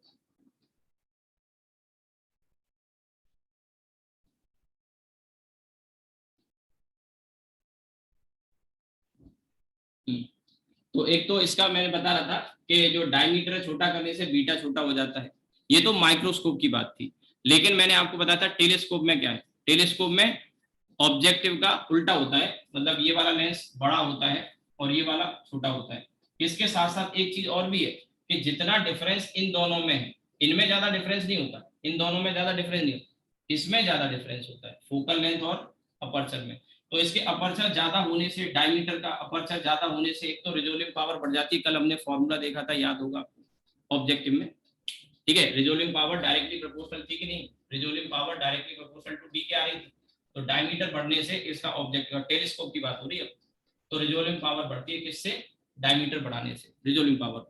और फोकल लेंथ ज्यादा होने से तो आपको याद होगा मैग्नीफाइंग पावर आया था FO अपॉन FE, इन्फिनिटी के केस से ज्यादा अच्छे से समझ में आ जाएगा, FO अपॉन FE, तो m equals to FO upon FE में ये ज्यादा होगा तो मैग्नीफाइंग पावर ज्यादा होगी, ये दोनों बातें बताई। एक तीसरा एडवांटेज और होता है, अपर्चर बड़ा करने से ज्यादा लाइट आएगी तो जो इमेज बनेगी वो ब्राइट इमेज बनेगी, इंटेंसिटी ज्यादा होगी। तो आप देखिए क्लियर, आप देख सकते हैं कि large focal length and large diameter. अगली बार क्वेश्चन पता है क्या आ जाएगा, अगली बार इनका एक्सप्लेनेशन डिमांड कर लेगा कि लार्ज डायमीटर होने से, ऑब्जेक्टिव का लार्ज डायमीटर होने से, नीचे ऑप्शन देगा मैग्नीफाइंग पावर ज्यादा होती है, रिजोल्विंग पावर ज्यादा होती है, दोनों ज्यादा होते हैं, कोई ज्यादा नहीं होता, बन गया एक ऑब्जेक्टिव। अब आपको क्लियरली पता है, हर बच्चे को नहीं पता होता, ठीक है, कि डायमीटर ज्यादा करने से रिजोल्विंग पावर बढ़ती है और फोकल लेंथ ज्यादा करने से मैग्नीफाइंग पावर बढ़ती है, ये क्लियरली पता होना चाहिए आपको, ठीक है। नेक्स्ट टाइम क्वेश्चन आ जाएगा तो खैर इसका आंसर क्या हो गया, ए वाला ही आंसर हो गया, दोनों ही ज्यादा चाहिए थे, ठीक है। इसके बाद 28 नीट 2020 में आया है और सिमिलर क्वेश्चन जेईई मेन 2019 में भी आया है। इसी सिमिलर का मतलब यहाँ पे पता क्यों लिख दिया मैंने, क्योंकि उसमें न्यूमेरिकल वैल्यू डिफरेंट थी, हूबहू क्वेश्चन यही है, बस जैसे यहाँ 600 नैनोमीटर दिखाई दे रहा है वो कुछ और दे रखी थी 500 या इस तरह का, ठीक है, डायमीटर 2 मीटर दे दिया, वहां कुछ और दे रखा था, तो बिल्कुल सिमिलर क्वेश्चन था। तो assume that light of wavelength 600 nanometre is coming from a star, the limit of resolution. अब देखिए वर्ड्स आपको समझ में आने चाहिए, मैंने आपको रिजोल्विंग लिमिट पढ़ाया है, यहाँ ये यूज कर रहा है इसके लिए लिमिट ऑफ रेजोल्यूशन। तो लिमिट ऑफ रेजोल्यूशन का मतलब रिजोल्विंग लिमिट, रिजोल्विंग लिमिट आपको बताना है, रिजोल्विंग लिमिट आपको बताना है, राइट। तो रिजोल्विंग लिमिट का फॉर्मूला क्या हो जाएगा, रिजोल्विंग पावर रिजोल्विंग लिमिट दोनों के बता दिए, टेलीस्कोप और the limit of resolution of telescope whose objective has a diameter of 2 metre. अब ऑब्जेक्टिव का डायमीटर 2 मीटर दे रखा है, लैम्डा दे ही रखा है, तो रिजोल्विंग लिमिट का टेलीस्कोप का फॉर्मूला कल ही बताया मैंने, क्या था भैया, 1.22 लैम्डा बाई डी, यही था, बोलो 1.22 लैम्डा बाई डी। अब क्वेश्चन में लैम्डा आपको कितना दिया है, 600 नैनोमीटर दे रखा है कि नहीं, 600 नैनोमीटर दे रखा है, और डायमीटर दे रखा है 2 मीटर। आप सॉल्व करो, आंसर आ जाएगा 1.22, लैम्डा की वैल्यू 6 10 की पावर -7, और डी डायमीटर 2 मीटर दे रखा है, सॉल्व करोगे इससे ये 3 टाइम्स, सो ये आपका 3.66 10 की पावर -7। ठीक है, ऐसा कोई ऑप्शन इसमें दिया होगा। और ध्यान रहे, ये रिजोल्विंग लिमिट मैंने कल बताया भी था, थीटा के टर्म्स में आती है, तो आप देखिए उसमें ऑप्शन भी रेडियन में दे रखे हैं। अगली बार क्या करेगा, आपने ये आंसर निकाला, आपका ध्यान ही नहीं गया कि ये रेडियन में आया है, और वहां ऑप्शन दे रखे थे डिग्री में, तो कन्वर्ट कर लो, या डिग्री में क्या 180/π का मल्टीप्लाई करना है होगा। अभी तो ये रेडियन में ही आंसर दे रखे हैं। मैंने कल आपको बताया भी था कि ये रिजोल्विंग लिमिट थीटा के टर्म्स है, और वहां जो आता है रिजोल्विंग लिमिट कौन से वाले माइक्रोस्कोप में, वो मीटर या सेंटीमीटर में दिया होगा। ये वैल्यू आ गई 3.66। सो आंसर इसमें कौन सा हो गया, बी वाला। पहले 27 का आंसर ए और 28 का बी। अब न्यूमेरिकल अपर्चर वाला अगला क्वेश्चन है, वो भी देख लो, ठीक है। तो value of numerical aperture of objective lens of microscope is this. Numerical aperture की वैल्यू यहाँ लिख लेते हैं, न्यूमेरिकल अपर्चर की वैल्यू भी दे दी है 1.25, और ये किसके बराबर है, म्यू साइन बीटा। यहाँ एक चीज और नोटिस करने की है, म्यू साइन बीटा। आपसे अगला सवाल ये पूछ लेगा कि न्यूमेरिकल अपर्चर की यूनिट क्या है और डायमेंशन क्या है। अब जिस बच्चे ने कभी सुना ही ना हो, पहली बार एग्जाम में उसको ये शौक लगता है, शौक मतलब हॉबी वाले शौक नहीं, शौक इंग्लिश वाला शौक, SHOCK, उसको एक शौक लगता है कि ये क्या चीज आ गई, unit less dimension less quantity numerical aperture. लिख लेना पीछे, क्योंकि म्यू और sign beta, mu sine beta दोनों ही, म्यू का होता नहीं है refractive index, sign beta numerical value आएगी। तो unit less dimension less quantity, वो आप यहां से भी देख सकते हैं, 1.25 दिया है।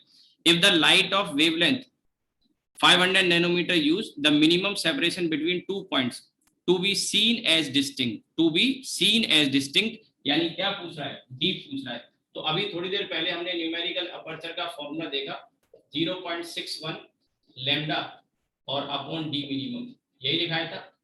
आप पीछे चेक कर लो, म्यू साइन बीटा। अब इसमें ये वैल्यू दे दी है, पूरी की पूरी वैल्यू दे दी है, और ये तो आपसे डिमांड कर रहा है डी मिनिमम निकालना है। तो डी मिनिमम निकालने के लिए 0.61 लैम्डा, लैम्डा की वैल्यू क्या है, मैं इसको स्क्रीन को, लैम्डा की वैल्यू क्वेश्चन में दे देती है 500 नैनोमीटर, और डी मिनिमम बताना है। और न्यूमेरिकल अपर्चर, स्क्रीन को थोड़ा सा चेंज करता हूँ क्योंकि ये विजिबल नहीं हो रहा होगा। तो 0.61 और लैम्डा की वैल्यू 500, 5 × 10⁻⁻7 नैनोमीटर से, और न्यूमेरिकल अपर्चर 1.25। 1.25 आप इसको 5/4 चाहो तो कर सकते हैं, 5/4, 4 ऊपर आ जाएगा, 5 से 5 चला गया, और ये आपका आ जाएगा यहाँ से 2.44 और 10⁻⁻7, ये मीटर में चला जाएगा। आप देखिए साइज काफी छोटा आ गया, 2.44 10⁻⁻7 मीटर।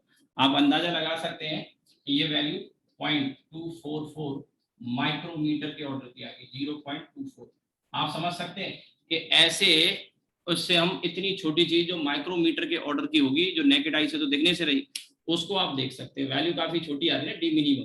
तो 0.24 माइक्रोमीटर मैंने लिख दिया। अब आंसर मैं आपको दिखाता हूँ, ठीक है। ये पीछे वाले क्वेश्चन तो डायरेक्ट ही था,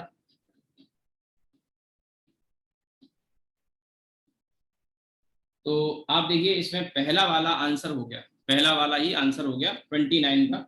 अब जिसने ये पढ़ा है उसके लिए कोई मुश्किल नहीं है, आपको 27 का ए, 28 का बी और 29 का ए, ऑप्शन एक बार चाहो तो चेक कर लो, 27 का ए, 28 का बी और 29 का ए, ये हमने किए थे। नाउ इसके बाद बाकी के क्वेश्चन मोस्टली मैंने करा दिए, ऊपर वाले ही रह गए, जैसे 18 वाला क्वेश्चन है, ये मैं आपको अभी कराऊंगा, 18 वाला क्वेश्चन। और इसमें देखिए ये जो क्वेश्चन नंबर 2 है, एक क्वेश्चन नंबर 2 और एक क्वेश्चन नंबर 18, ये दोनों question validity of ray optics, मैंने हर टॉपिक पे क्वेश्चन इसमें इंक्लूड किए, जो भी टॉपिक मैं आपको पढ़ा रहा हूँ ऑलमोस्ट हर टॉपिक पे क्वेश्चन को इंक्लूड किया है। जो मैं पढ़ा रहा हूँ, क्योंकि देखिए एक क्वेश्चन तो जेईई मेन में आया हुआ है और ये जो क्वेश्चन नंबर 2 है ये एनसीईआरटी की एक्सरसाइज से लाया हूँ, 2 tower on the top of the 2 hills. अभी ये पढ़ लेते हैं पहले टॉपिक, फिर हम आगे बढ़ेंगे। लेकिन अभी डिफ्रैक्शन के कोई क्वेश्चन हमने डिस्कस नहीं किए थे, लेकिन मैंने आपको बताया था कि डिफ्रैक्शन के मोस्टली क्वेश्चन जो पूछे गए हैं ज्यादातर वो सेंट्रल मैक्सिमा की विड्थ को लेके पूछे गए। तो चलिए वो भी मैं आपको करा देता हूँ इसमें। जैसे कह रहा है, पहले क्वेश्चन से शुरू करें। A slit of width D is placed in front of a lens of focal length 0.5 meter and is illuminated normally with the light of wavelength this. The first diffraction minimum on either side of the central diffraction maximum are separated by this. ठीक है, the width D पूछ रहा है। ठीक है, तो अब देखिए सेंट्रल मैक्सिमा की जो विड्थ का फॉर्मूला हमने पढ़ा था, वो फॉर्मूला सबसे पहले आपको पता होना चाहिए। और उसके अलावा एक चीज और इसमें जो आ गई वो लेंस को लेके आ गई। तो मैं यहाँ पे एक चीज शायद मैंने पीछे आपको हो सकता है बताई है कि नहीं बताई है, लेकिन इसी में आप एक चीज और इंक्लूड कर सकते हैं। ठीक है,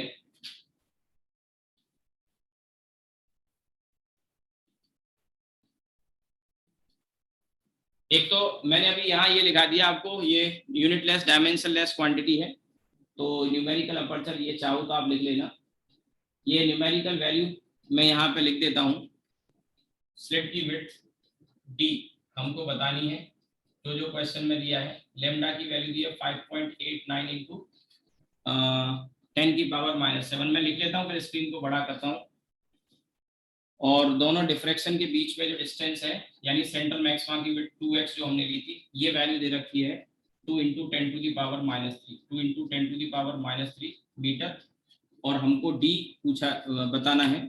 ठीक है, और लेंस की फोकल लेंथ दे दी है। अब ये जो लेंस की फोकल लेंथ है ना, इसका मतलब क्या है ये समझ लो, 1.5 मीटर, यही मेन है इसमें। 1 पॉइंट नहीं, 0.5 मीटर है, 0.5 मीटर है फोकल लेंथ, आधा मीटर है। ठीक है, और हमें D बताना है। तो चलिए पहले तो थोड़ा सा थ्योरी के पार्ट को मैं रिकॉल करता हूँ। देखो ये स्क्रीन थी, यहाँ से सेंट्रल मैक्सिमा ऐसे बनता है। ठीक है, क्वेश्चन में लैंग्वेज यूज किया है, क्वेश्चन में लैंग्वेज यूज की है। अब इस लैंग्वेज को जो समझ लेगा वो क्वेश्चन कर लेगा। क्वेश्चन में लैंग्वेज ये यूज की है कि the slit of the distance between first order maxima minima, first order minima, first order minima यही है, इन्हीं के बीच में तो सेंट्रल मैक्सिमा आता है। फर्स्ट ऑर्डर मिनिमा के बीच में ही तो सेंट्रल मैक्सिमा होता है। तो इनडायरेक्टली उसने ये कह दिया सेंट्रल मैक्सिमा की विड्थ इतनी है 2x। याद होगा x क्या लिया था हमने, ये x था, ये भी x था, तो 2x मैंने कह दिया। तो सेंट्रल मैक्सिमा की जो विड्थ का फॉर्मूला था वो ये था 2d लैम्डा बाई a। अब यहाँ a को ये क्वेश्चन में d कह रहा है, a को क्वेश्चन में d कह रहा है, तो मैं यहाँ d लिख देता हूँ, 2d लैम्डा बाई a। याद होगा ये सब हम कैलकुलेट ऑलरेडी कर चुके हैं। तो इस क्वेश्चन में कह रहा है कि एक तो जो फर्स्ट ऑर्डर मिनिमा है उनके बीच का डिस्टेंस, फर्स्ट ऑर्डर मिनिमा के बीच का डिस्टेंस, फर्स्ट ऑर्डर मिनिमा के बीच का डिस्टेंस यानी कि सेंट्रल मैक्सिमा की विड्थ ये दे रखी है, ये लेमडा की वैल्यू दे रखी है। अब आता है ये डी पूछा है, ये दे रखा है, लेमडा दिया है, ये डी नहीं पता। तो अब देखिए इसमें आपको याद होगा मैंने कहा था एक लेंस हम यहाँ रख देते हैं या फिर एक लेंस हम यहाँ रख देते हैं। तो आगे के लिए मैं आपको बता दूं कि ये जो डी होता है इसको फोकस करने के लिए, क्यों, देखो सुनो मेरी बात को ध्यान से, कि यहाँ से जो लाइट आ रही होती है, ये जो लाइट आ रही होती है ये पैरेलल आ रही होती है। तो ये लेंस क्या करेगा, ये लेंस क्या करेगा, उसको फोकस करेगा। तो ये डी का जो डिस्टेंस है वो फोकल लेंथ के बराबर होता है। तो आगे के लिए ध्यान रखना, ये जो फॉर्मूला लिखा है ना, ये फॉर्मूला इस तरह से डी की जगह क्या बन जाएगा, एफ लेमडा बाई डी। तो पीछे जो आपने फॉर्मूला लिखा था सेंट्रल मैक्सिमा वाला, उस फॉर्मूले में चाहो तो डी लेमडा बाई ए को 2f लेमडा बाई ए भी लिख सकते हैं। ठीक है, अगर यहाँ स्लिट के सामने ये लिख लेना, ये लिख लेना, स्लिट के सामने अगर कोई लेंस रखा हुआ है तो यहाँ से बीम पैरेलल आती थी, आपको याद होगा मैंने आपको बताया था कि यहाँ एक लेंस रखते हैं और ये सोर्स है, तो ये क्या करेगा, ये डिस्टेंस f होता है इस लेंस का, इसकी फोकल लेंथ f1 है, इसकी फोकल लेंथ f2। कंफ्यूजन ना हो तो मैं f1 f2 कर देता हूँ।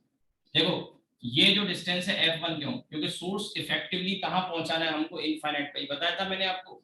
यहाँ से ये जो लाइट आ रही है तो इस लेंस को ऐसा लगेगा यहाँ से जब जाएगी तो पैरेलल हो जाएगी। तो ऐसा लग रहा है स्लिट को, ऐसा लग रहा है कि लाइट कहाँ से आ रही है, इन्फिनिटी से। तो मुझे क्या करना होगा, ये जो पहले लेंस मैंने रखा है वो लेंस फ्रॉनहोफर डिफ्रैक्शन में कंडीशन क्या होती थी कि सोर्स और स्क्रीन दोनों इफेक्टिवली इनफाइनाइट सेपरेशन पे हो। तो अब यहाँ पर ये लेंस रखने से क्या है, स्लिट को ऐसा फील आएगा कि रेज कहाँ से आ रही है, इन्फिनिटी से आ रही है। और उसको फील देने के लिए क्या किया, एक f1 फोकल लेंथ का लेंस हम यहाँ लगाएंगे और f1 के डिस्टेंस पे ये सोर्स को रख दिया। फिर आगे लाइट जब जा रही थी तो स्लिट के बाहर डिफ्रैक्ट होगी, तो लेंस से फिर कन्वर्ट करते हैं, लेंस से फिर कन्वर्ट करते हैं, तो यहाँ एक दूसरा लेंस रखा, ये f2, तो ये f2 है, ध्यान रहे, ये लेंस अलग है, ये लेंस अलग है। तो कभी कभी क्वेश्चन में, हर बार नहीं, क्योंकि मैंने ये फॉर्मूला तो बता ही दिया था वो डी के केस में, लेकिन कभी कभी लेंस के आगे यहाँ लेंस रख देगा, सर स्लिट के आगे, सॉरी स्लिट के आगे एक लेंस रख देगा, और वो लेंस को आप डी की जगह यूज, उसकी फोकल लेंथ को डी की जगह यूज कर सकते हैं। तो यहाँ पे ये f2 मैंने कहा है, तो ये f2 की वैल्यू है, ये f2 की वैल्यू है, ध्यान रहे, ठीक है। अब आपको क्वेश्चन समझ में आ गया होगा, एक बार फिर से मैं क्वेश्चन दिखा देता हूँ, फिर लौटेंगे इसी स्क्रीन पे, ठीक है। अब देखिए पढ़िए, कह रहा है slit of width D is placed in front of, slit of width D is placed in front of lens of focal length. एक स्लिट को लेंस के आगे रख दिया गया, सामने रख दिया गया, और इसकी फोकल लेंथ 0.5 मीटर है, and is illuminated normally with the light of wavelength this, the first diffraction minimum on either side, first diffraction minimum on either side, दोनों साइड में जो है उनके बीच का distance either side of the central diffraction maximum. बात वही होगी, इसकी विड्थ दे दी 2x और आपसे डी डिमांड कर रहा है, तो अब तो मेरे ख्याल से क्वेश्चन कर ही लोगे, ठीक है, क्योंकि मेन चीज इसको समझने क्या था। तो अब ये आ गया, और फिर इसमें ये आपका 2 × 10⁻³ और 2 फोकल लेंथ, ये ना, ये सॉरी इक्वल टू यहाँ से सॉल्व कर रहा हूँ मैं, ये वाली वैल्यू इसमें, तो 2 फोकल लेंथ हाफ है, और लेमडा की वैल्यू 5, 8, 9, 10⁻⁻7, और ये स्मॉल डी डिमांड कर रहा है क्वेश्चन में। तो देखिए ये तो सीधे सीधे 1 हो गया, ठीक है, डी को आप इधर ले आओ और बाकी को इधर ले जाओ, तो आपका आंसर आ जाएगा। इससे 10⁻³ 10⁻⁴, और ये 5.89 है, तो करीब करीब ये वैल्यू 2.99 कर लेते हैं भैया, 2.9 ही कर लो, और इंटू 10⁻⁻⁴, ये मीटर में आ गया, ठीक है। आई होप कि शायद आपको समझ में आ गया होगा। तो अब अगली बार कभी ऐसा कोई क्वेश्चन आ जाए तो आप इस तरह से कर सकते, ठीक है। अब देखिए इसमें और एक दो क्वेश्चन मैं आपको दिखा देता हूं, जो थोड़ा ठीक से मुझे लग रहा है, मेरे ख्याल से जिनमें आपको डाउट आ सकता है, वो मैं आपको बता देता हूँ। क्वेश्चन नंबर 2 अभी लौटेंगे बाद में, ये तो कर लेना, ज्यादातर क्वेश्चन इसमें इजी है। एक क्वेश्चन और इसमें मैं बताता हूँ आपको,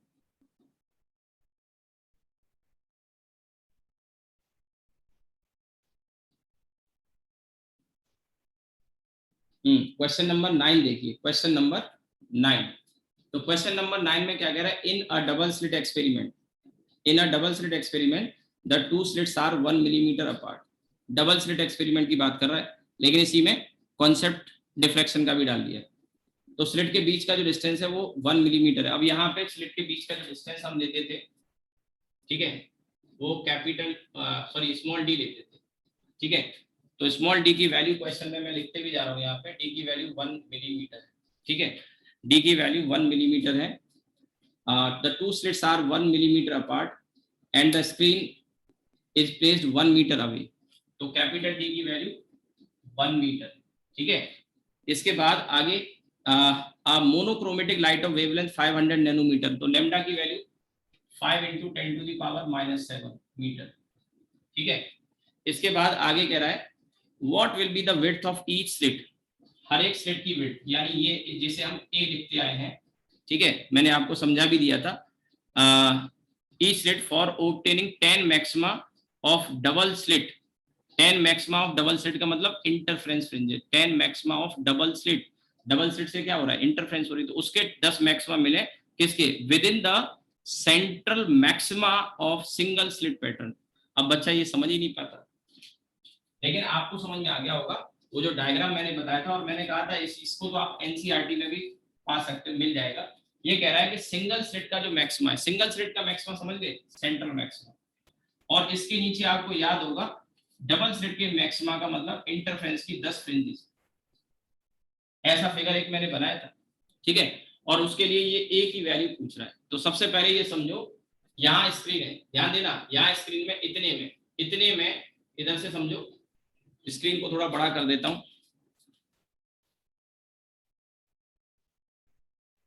देखो इसमें इतने वाले में ये 10 बीटा बनेंगे, 10 फ्रिंजेस बनेंगी किसकी, इंटरफ्रेंस की 10 बीटा। और इधर बन रहा है सेंट्रल मैक्सिमा। सेंट्रल मैक्सिमा की विड्थ ये थी 2 डी लैम्डा बाई ए, और इसके 10 फ्रिंजेस बनेंगे, बस इसी को बराबर करना है। तो यहाँ पे 10 बीटा, और बीटा मतलब डी लैम्डा बाई डी, ये वाला डी, और ये बराबर है किसके 2 डी लैम्डा बाई ए। तो भैया डी लैम्डा तो गया। और अब इसके बाद हमको ए बताना था। अच्छा इससे ये भी चला गया 5 टाइम्स, तो ए की वैल्यू कितनी आ गई डी बाई 5। और देखिए ये किसी काम में नहीं आया है ना, किसी काम में नहीं आया, 1 मिलीमीटर है। सो 1/5 मिलीमीटर यानी कि 0.2 मिलीमीटर आ गया स्लिट की विड्थ, 0.2 मिलीमीटर। और मैंने आपको बताया था कि अगर इस विड्थ को और कम कर दोगे तो ये जो पैटर्न है ना ये फ्लैट होने लगेगा, ये मिनिमा बढ़ जाएंगे, ये कम हो जाएगा, तो इंटरफ्रेंस का पैटर्न क्या करेगा, डोमिनेट। अभी आप एक चीज नोटिस कर रहे होंगे कि स्लिट की विड्थ से जो डी है स्मॉल वाला वो केवल 5 गुना ज्यादा है। अगर सोचिए इसी को 50 गुना ज्यादा कर दें, 50 गुना ज्यादा अगर हम कर दें, यानी 0.2 मिलीमीटर की जगह 0.02 मिलीमीटर अगर आ जाए, तो आप देखोगे ये पैटर्न इंटरफ्रेंस का डोमिनेट करेगा। ये जो सेंटर मैक्सिमा का डिफ्रैक्शन वाला जो कर्व है वो ऑलमोस्ट क्या हो जाएगा, फ्लैट हो जाएगा। मैंने कहा भी था कि जो ये ए है ये इस डी से बहुत छोटा और ये जी कैपिटल डी से बहुत छोटा होना चाहिए, ठीक है। सो आपको यहाँ कोई डाउट होना नहीं चाहिए, 10 बीटा इसके बराबर कर दिया। अब फटाफट से देखिए इसमें आंसर मैं आपको दिखाता हूं इसका। ये है आपका क्वेश्चन नंबर, ठीक है, क्वेश्चन नंबर 9। क्वेश्चन नंबर 9 का आंसर मैं आपको दिखाता हूं।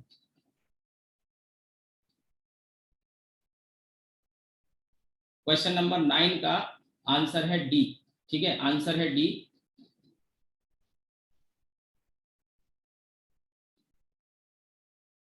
ठीक है 0.2 मिलीमीटर, आप देख सकते हैं नीट में आया हुआ क्वेश्चन है ये, नीट में, ठीक है। सो डी वाला आंसर हो गया। इसमें कुछ ऐसे क्वेश्चन भी हैं जैसे क्वेश्चन नंबर 6 है, 8 है, ये फेज डिफरेंस या पार्ट डिफरेंस को लेके क्वेश्चन नंबर 4 है। मेरे ख्याल से ये कर लोगे, अगर कहोगे तो मैं इसको भी एक्सप्लेन कर दूंगा, ठीक है। इसमें आगे भी मुझे 1-2 क्वेश्चन ऐसे नजर आए, जैसे इसमें क्वेश्चन नंबर 13 है, क्वेश्चन नंबर 13 है, क्वेश्चन नंबर 15 है, ठीक है। और इसमें एक और चीज नोटिस कर सकते हैं कि जो 16 है, 16 वाला क्वेश्चन देखिए, maximum diffraction takes place in a given slit for.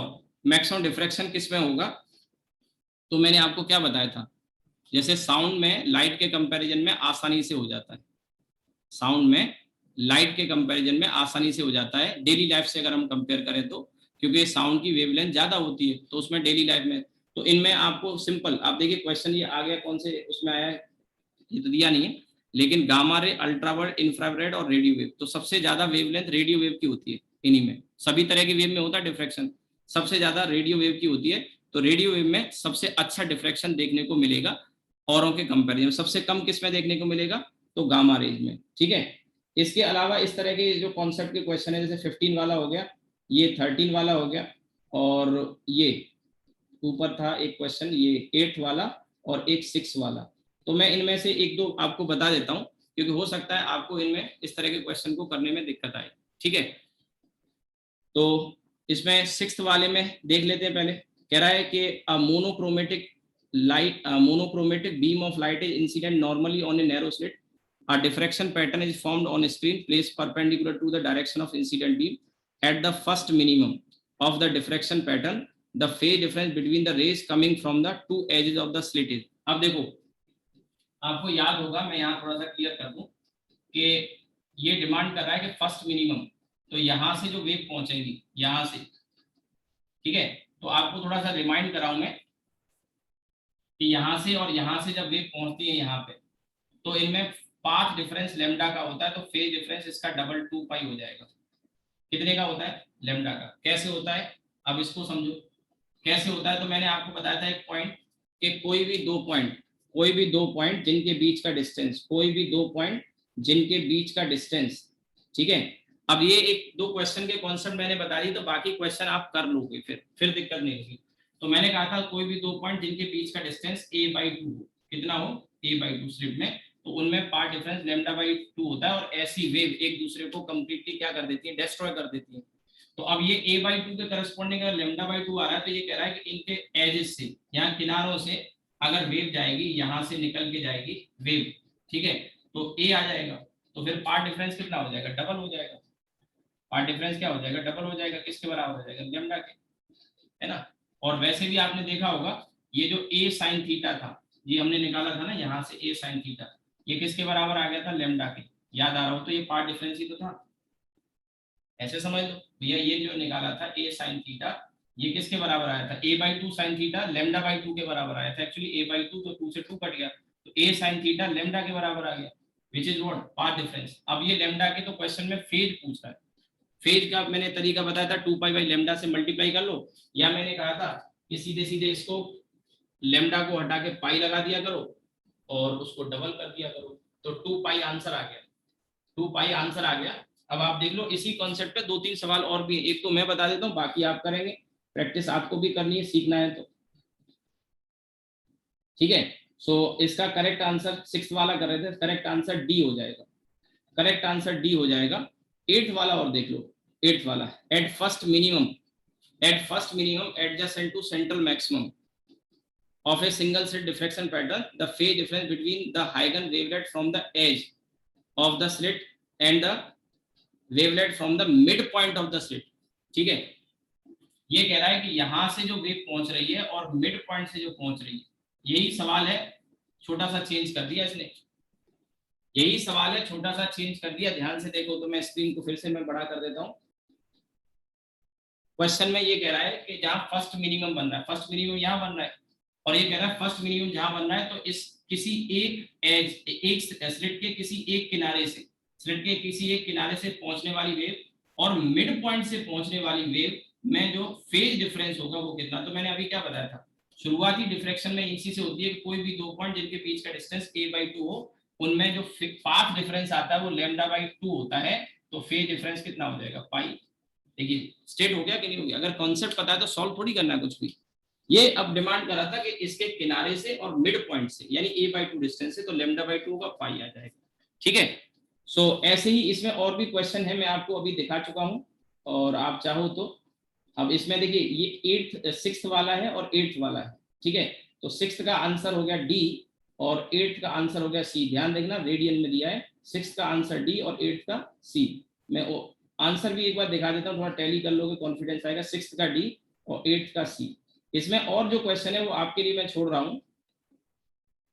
इसमें एक क्वेश्चन ये है 15 वाला, 15 वाला आप करेंगे, ठीक है। क्वेश्चन नंबर 13 आप करेंगे, ठीक है।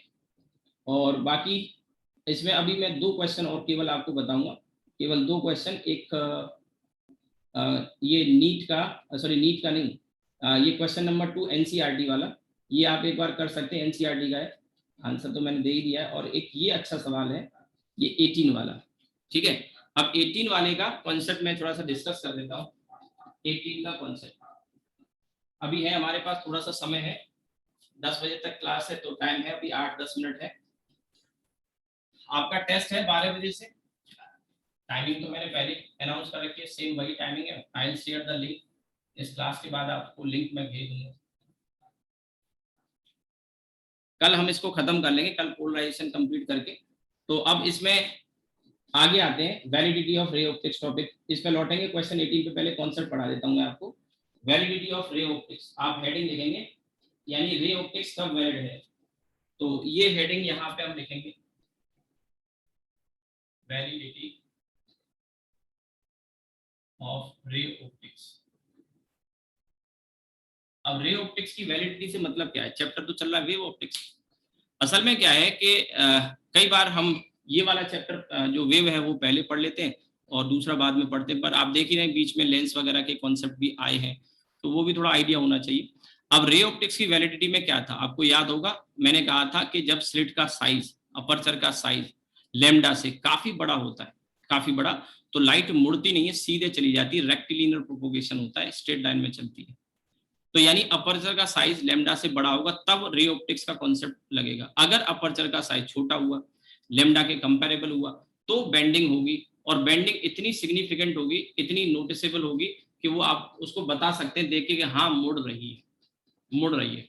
अब होता क्या है कि जैसे मान के चलिए कोई रे ऐसे जा रही थी, बीच में ये कोई स्लिट आ गई और यहाँ स्लिट से ये इसका मुड़ना शुरू हुआ, लेकिन आपको अभी नजर नहीं आ रहा है, यहाँ से मुड़ना शुरू हुआ, लेकिन काफी दूर जब जाएगी ये तो आपको लगेगा फिर कि हाँ अब ये मुड़ रही है, ये है ना। अब यही बेंडिंग, आप देखिए ये रे आ रही थी यहाँ से, ये स्लिट से गुजरी, तो अब ये थोड़ा सा हाथ से खींच रहा हूँ तो थोड़ा टेढ़ी मेढ़ी हो रही है। अगर मैं आपसे पूछूं यहाँ पे इतना, तो लगभग आपको अंदाजा नहीं लग रहा होगा कि ये मुड़ी हुई है। इतना सा अगर मैं पूछता हूँ, इतने डिस्टेंस को लेके चलता हूँ, इतना सा डिस्टेंस लेके चलता हूँ, तो बेंडिंग हुई नहीं पता लग रहा है, लेकिन जब ये डिस्टेंस बढ़ने लगता है तो ये बेंडिंग नजर आने लगती है कि हाँ बेंडिंग तो हो रही है, थोड़ा और आगे तक देखा, लेकिन यहाँ आपको अंदाजा नहीं लग रहा होगा, इतने से डिस्टेंस में अंदाजा नहीं लग रहा होगा। तो ये डिस्टेंस, एक ऐसा डिस्टेंस हम यहाँ पढ़ने जा रहे हैं कि वो मिनिमम डिस्टेंस जिसके बाद बेंडिंग समझ में आने लगे, नोटिस में आने लगे, ऑब्जर्व होने लगे कि हाँ बेंडिंग हो रही है। जैसे आप इतना डिस्टेंस देख रहे हो तो अब लग रहा है, बल्कि यहां तक भी आपको महसूस होने लगा कि ये इनके बीच की जो डिस्टेंस है वो बढ़ रही है, बीच की डिस्टेंस बढ़ रही है। तो वो कितना मिनिमम डिस्टेंस होगा कि जिसके बाद बेंडिंग सिग्निफिकेंट होती है। ध्यान रखना, किसी भी अपर्चर से लाइट अगर गुजरती है तो मुड़ती तो हर एक लाइट है, लेकिन उसका मुड़ना दिख नहीं पाता कई बार, क्योंकि दिखने के लिए काफी ज्यादा डिस्टेंस की रिक्वायरमेंट होती है, जैसे कई किलोमीटर दूर जाके सिग्निफिकेंट बेंडिंग होती है अगर, तो आप सोचिए किलोमीटर तक आप देख नहीं पाओगे, किलोमीटर तक आप देख नहीं पाओगे, ठीक है। 1-2 मीटर के आसपास चलने के बाद दिखाई देने लगे, 1-2 मीटर चलने के बाद दिखाई देने लगे, ऐसा तो हो कम से कम, ऐसा तो कम से कम हो कि 1-2 मीटर चलने के बाद दिखाई देने लगे। अब यही किलोमीटर में जब जाएगा तो कहेंगे यार छोड़ो, इतने दूर चलने के बाद मुड़ी तो क्या मुड़ी, तो फिर हम कहते हैं लाइट स्ट्रेट लाइन में गई, ऐसा बोलते थे। आपको मेरी बात समझ में आई हो, ठीक है। तो यही चीज हम इसमें यहाँ पे मैं डिस्कस करने जा रहा हूँ कि जो बेंडिंग हो वो सिग्निफिकेंट होनी चाहिए, बेंडिंग सिग्निफिकेंट होनी चाहिए, और उसके लिए डिस्टेंस बहुत ज्यादा नहीं होना चाहिए, नहीं तो फिर उसका मुड़ना न मुड़ना बराबर है, कहते बोलो छोड़ो इसका मुड़ना तो बेकार है, नेग्लिजिबल है, मुड़ी नहीं रही, स्ट्रेट लाइन में जा रही है, डिस्टेंस अगर ज्यादा हो गया तो वो डिस्टेंस, मिनिमम डिस्टेंस जिसके बाद बेंडिंग सिग्निफिकेंट होती है, उस डिस्टेंस को फ्रेंसनेल डिस्टेंस कहते हैं। फ्रेंसनेल नाम है साइंटिस्ट का, जैसे फ्राउनहोफर फ्रेंसनेल, पीछे भी मैंने बताए थे क्योंकि उसी ने इसका आइडिया दिया, फ्रेंसनेल ने, ठीक है। तो हमने देखिए डिफ्रैक्शन में ये देखा था कि जो बेंडिंग होती है वो theta equals to first minima के लिए लैम्डा बाई के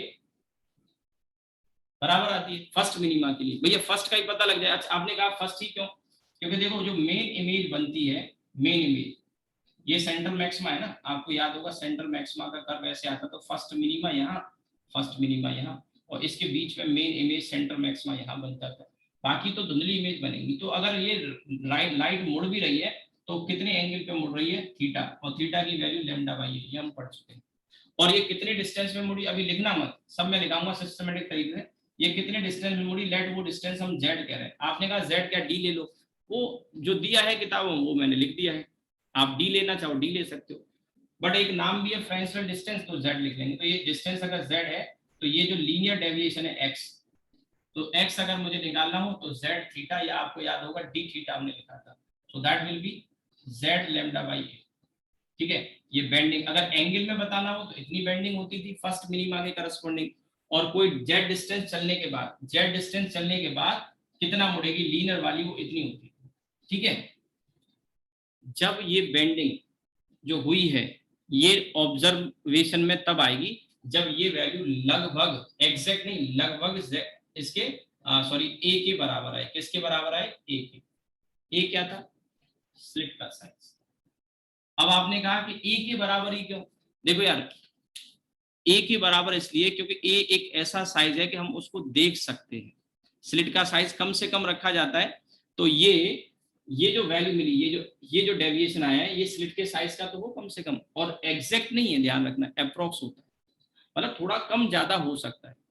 तो अब ये इसकी ये कंडीशन आती है, यही इसी कंडीशन से जेड की वैल्यू आती है निकल के, उसी जेड की वैल्यू को फ्रेंसनेल डिस्टेंस कहते हैं, ठीक है। तो आप लिख सकते हैं इसमें, जो मैंने अभी यहाँ समझाया किसी को मैं सिस्टमेटिकली दिखा देता हूँ। इन diffraction we have seen in diffraction we have seen bending corresponding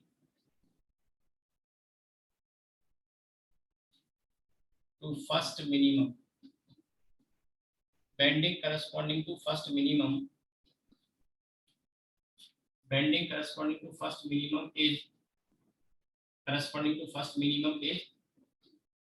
theta equals to lambda by a. First minimum ही क्यों लिया समझ में आ गया होगा, इज लैम्डा बाई ए. ठीक है, कैमरा फिर पॉज हो गया, करना पड़ेगा ये. ठीक है, और इसमें यहाँ पे आप इसको शो कर सकते हो, ये z है, ये एंगल थीटा है और ये x है. ठीक है, तो ये तो एंगुलर डेविएशन हो गया. And linear deviation,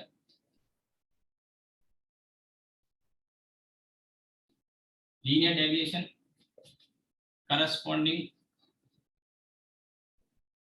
to distance z, ये आ जाएगा x z थीटा, x आ गया z lambda by A, x आ गया z lambda by A. When this deviation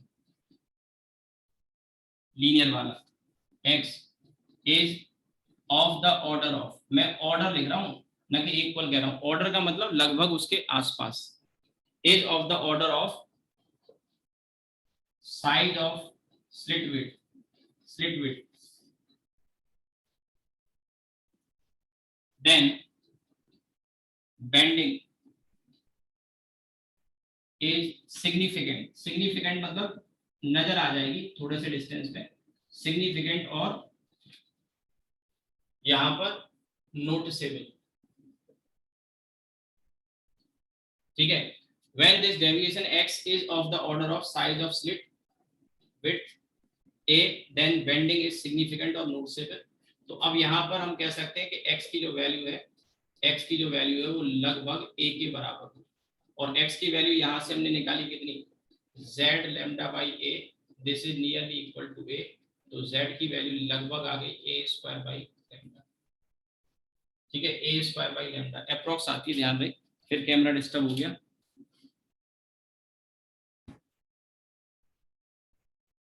ठीक है, z की वैल्यू आ गई a स्क्वायर बाई लैम्डा, और ये जो डिस्टेंस है इसको फ्रेस्नेल डिस्टेंस कहते हैं. दिस डिस्टेंस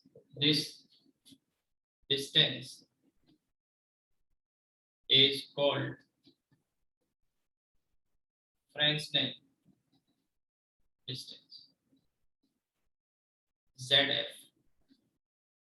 और ये क्या है, हम इसको ऐसे कह सकते हैं कि ये मिनिमम डिस्टेंस है जिस डिस्टेंस पर लाइट अगर ट्रेवल करती है तो उसमें कुछ बेंडिंग होगी और वो इतनी होगी कि वो दिखाई दे, ये नहीं लगेगा बिल्कुल स्ट्रेट गई, कुछ मुड़ना उसका नजर आने लगेगा. ये कम से कम डिस्टेंस है, क्योंकि आप देख रहे थे कि जितना डिस्टेंस ज्यादा करोगे बेंडिंग तो फिर होती ही जाती है और वो दिखने भी लग जाती है ज्यादा डिस्टेंस पे, पर कम से कम कितना हो, तो ये डिस्टेंस जो आता है वो कम से कम आता है. इसमें दो चीजें और नोटिस करने की है कि ए स्क्वायर और लैम्डा के प्रोपोर्शनल आ रहा है जेड, यानी कि जब ये ए और लैम्डा कंपेरेबल होंगे तो जेड की वैल्यू 1 के आसपास आएगी, कम आएगी, यानी 1 ही मीटर के लगभग चलने के बाद इतना ज्यादा मुड़ जाएगी लाइट कि हमें वो बेंडिंग नजर आने लगेगी. लेकिन आप सोचिए कि ये स्लिट का साइज, ध्यान से सुनना मेरी बात, ये स्लिट का साइज और लैम्डा में बहुत अंतर हो गया, यानी कि ध्यान से सुनो, ए की जो वैल्यू है ये काफी ज्यादा है लैम्डा से, ए की वैल्यू ज्यादा है लैम्डा से, तो ये टर्म एक तो स्क्वायर हो रहा है, ऊपर से ये छोटा भी है, तो ये जो टर्म है वो बहुत बड़ा हो जाएगा, मतलब जेड बहुत बड़ा हो जाएगा. यानी कि अगर स्लिट का साइज लैम्डा से काफी बड़ा हुआ, स्लिट का साइज लैम्डा से काफी बड़ा हुआ, तो फिर क्या होगा, लाइट के मुड़ने के लिए डिस्टेंस बहुत ज्यादा आ रहा है, किलोमीटर में आ रहा है, तो उसका मुड़ना न मुड़ना बराबर ये कह सकते हैं कि ये मुड़ी ही नहीं या बहुत कम मुड़ी, नेग्लिजिबल मुड़ी, क्योंकि डिस्टेंस बहुत ज्यादा आ रहा है, वहां तक देख भी नहीं पाएंगे. तो कुछ 1 मीटर तक अगर ये डिस्टेंस आता है, आधा मीटर, 1 मीटर, 2 मीटर, तो वो आप ऑब्जर्व कर भी पाएंगे, क्योंकि ये एग्जैक्टली इक्वल नहीं होता, ध्यान रखना. ठीक है, तो पहले आप इसको नोट करिए फिर 2 लाइन और लिखाता हूँ, फिर क्वेश्चन करा के आज की क्लास को बंद करेंगे।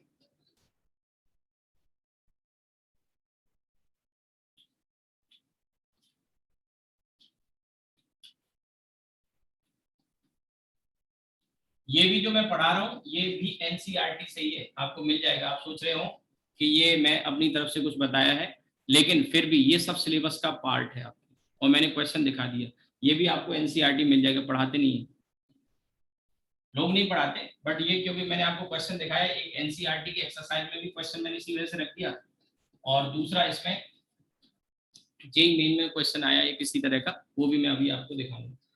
तो अब इसमें देखिए, this distance is called Fresnel distance, और इसी के आगे, इसके आगे लिखेंगे, इसके आगे मैं यहाँ लिख देता हूँ, it is the minimum distance,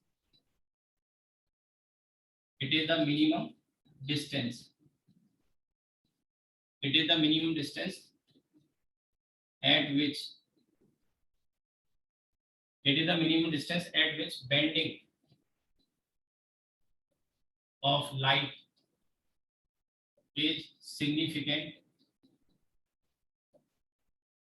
or noticeable, ठीक है, noticeable। अब इसमें देखिए, if a is comparable to lambda, a is comparable to lambda, then z is nearly 1, ठीक है, नियरली 1 या 1 मीटर के आसपास, यानी कि हम कह सकते हैं कि जो बेंडिंग होगी वो 1 मीटर के आसपास ही हो जाएगी, ठीक है। सो या फिर स्मॉल है, ये भी कह सकते हैं, एग्जैक्टली बराबर ना हो, लगभग 1 मीटर के आसपास है, या मैं कहूँ ये कंपेरेबल कर दी ना मैंने, तो ये जो बेंडिंग ए है लैम्डा के लगभग, तो 1 तो नहीं, बट मैं कह सकता हूँ z स्मॉल आएगा, क्योंकि देखिए ए स्क्वायर भी है ना, ए स्क्वायर, तो z is small, z is small, इसका मतलब हुआ it means bending will be significant when light travel small distance। तो ये केस बनता था, पता है किसमें, वेव ऑप्टिक्स में, ये केस किस में बनता था, वेव ऑप्टिक्स में बनता था। और क्योंकि आप देखिए वेव में हमने कहा था कि अपर्चर का साइज, हमने कहा था कि थोड़ा सा, हमने कहा था कि अपर्चर का साइज और लैम्डा कंपेरेबल अगर होते हैं तो बेंडिंग सिग्निफिकेंट होती है, यानी मुड़ जाती है, इसी को क्या कहते हैं, डिफ्रैक्शन कहते हैं। बट यानी अपर्चर से निकलेगी अगर साइज और लैम्डा कंपेरेबल है तो सिग्निफिकेंट होगी और मुड़ जाएगी। But if a is greater than lambda, a आपको याद होगा रे ऑप्टिक्स का जो हेडिंग यहाँ पे लिखा था, वैलिडिटी ऑफ रे ऑप्टिक्स, उसमें यही तो कंडीशन थी, रेक्टिलिनियर प्रोपगेशन, यानी कि लाइट स्ट्रेट लाइन में चलती है, लाइट स्ट्रेट लाइन में चलती है तो ए ग्रेटर देन लैम्डा, ये कंडीशन थी। अपर्चर का साइज लैम्डा से बहुत बड़ा होता है तो लाइट मुड़ती नहीं, सीधी चली जाती है, ऐसे ही तो कहा था। तो अब यहां से देख सकते हैं कि ए की वैल्यू अगर बहुत ज्यादा है तो ये जो z आएगा, then z will be very large, ठीक है। 10 फॉर सिग्निफिकेंट बेंडिंग, यानी कि सिग्निफिकेंट हो, नोटिस में आए, significant bending, light will have to travel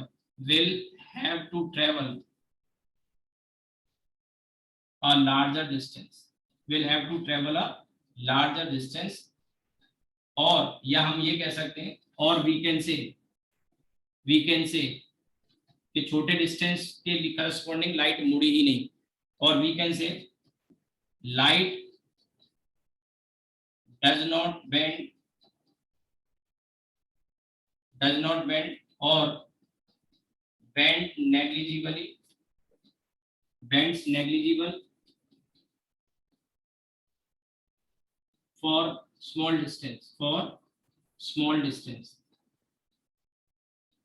और इसीलिए कहते थे कि लाइट स्ट्रेट लाइन में चलती है। रे ऑप्टिक्स का तो शुरुआत ही यहीं से हुई थी, रे ऑप्टिक्स की शुरुआत यहीं से हुई थी, और आप देखिए कि यहाँ इसका एंड भी यहीं से हो रहा है लगभग, क्योंकि अब पोलराइजेशन बचा है, कल मैं पढ़ाऊंगा पोलराइजेशन।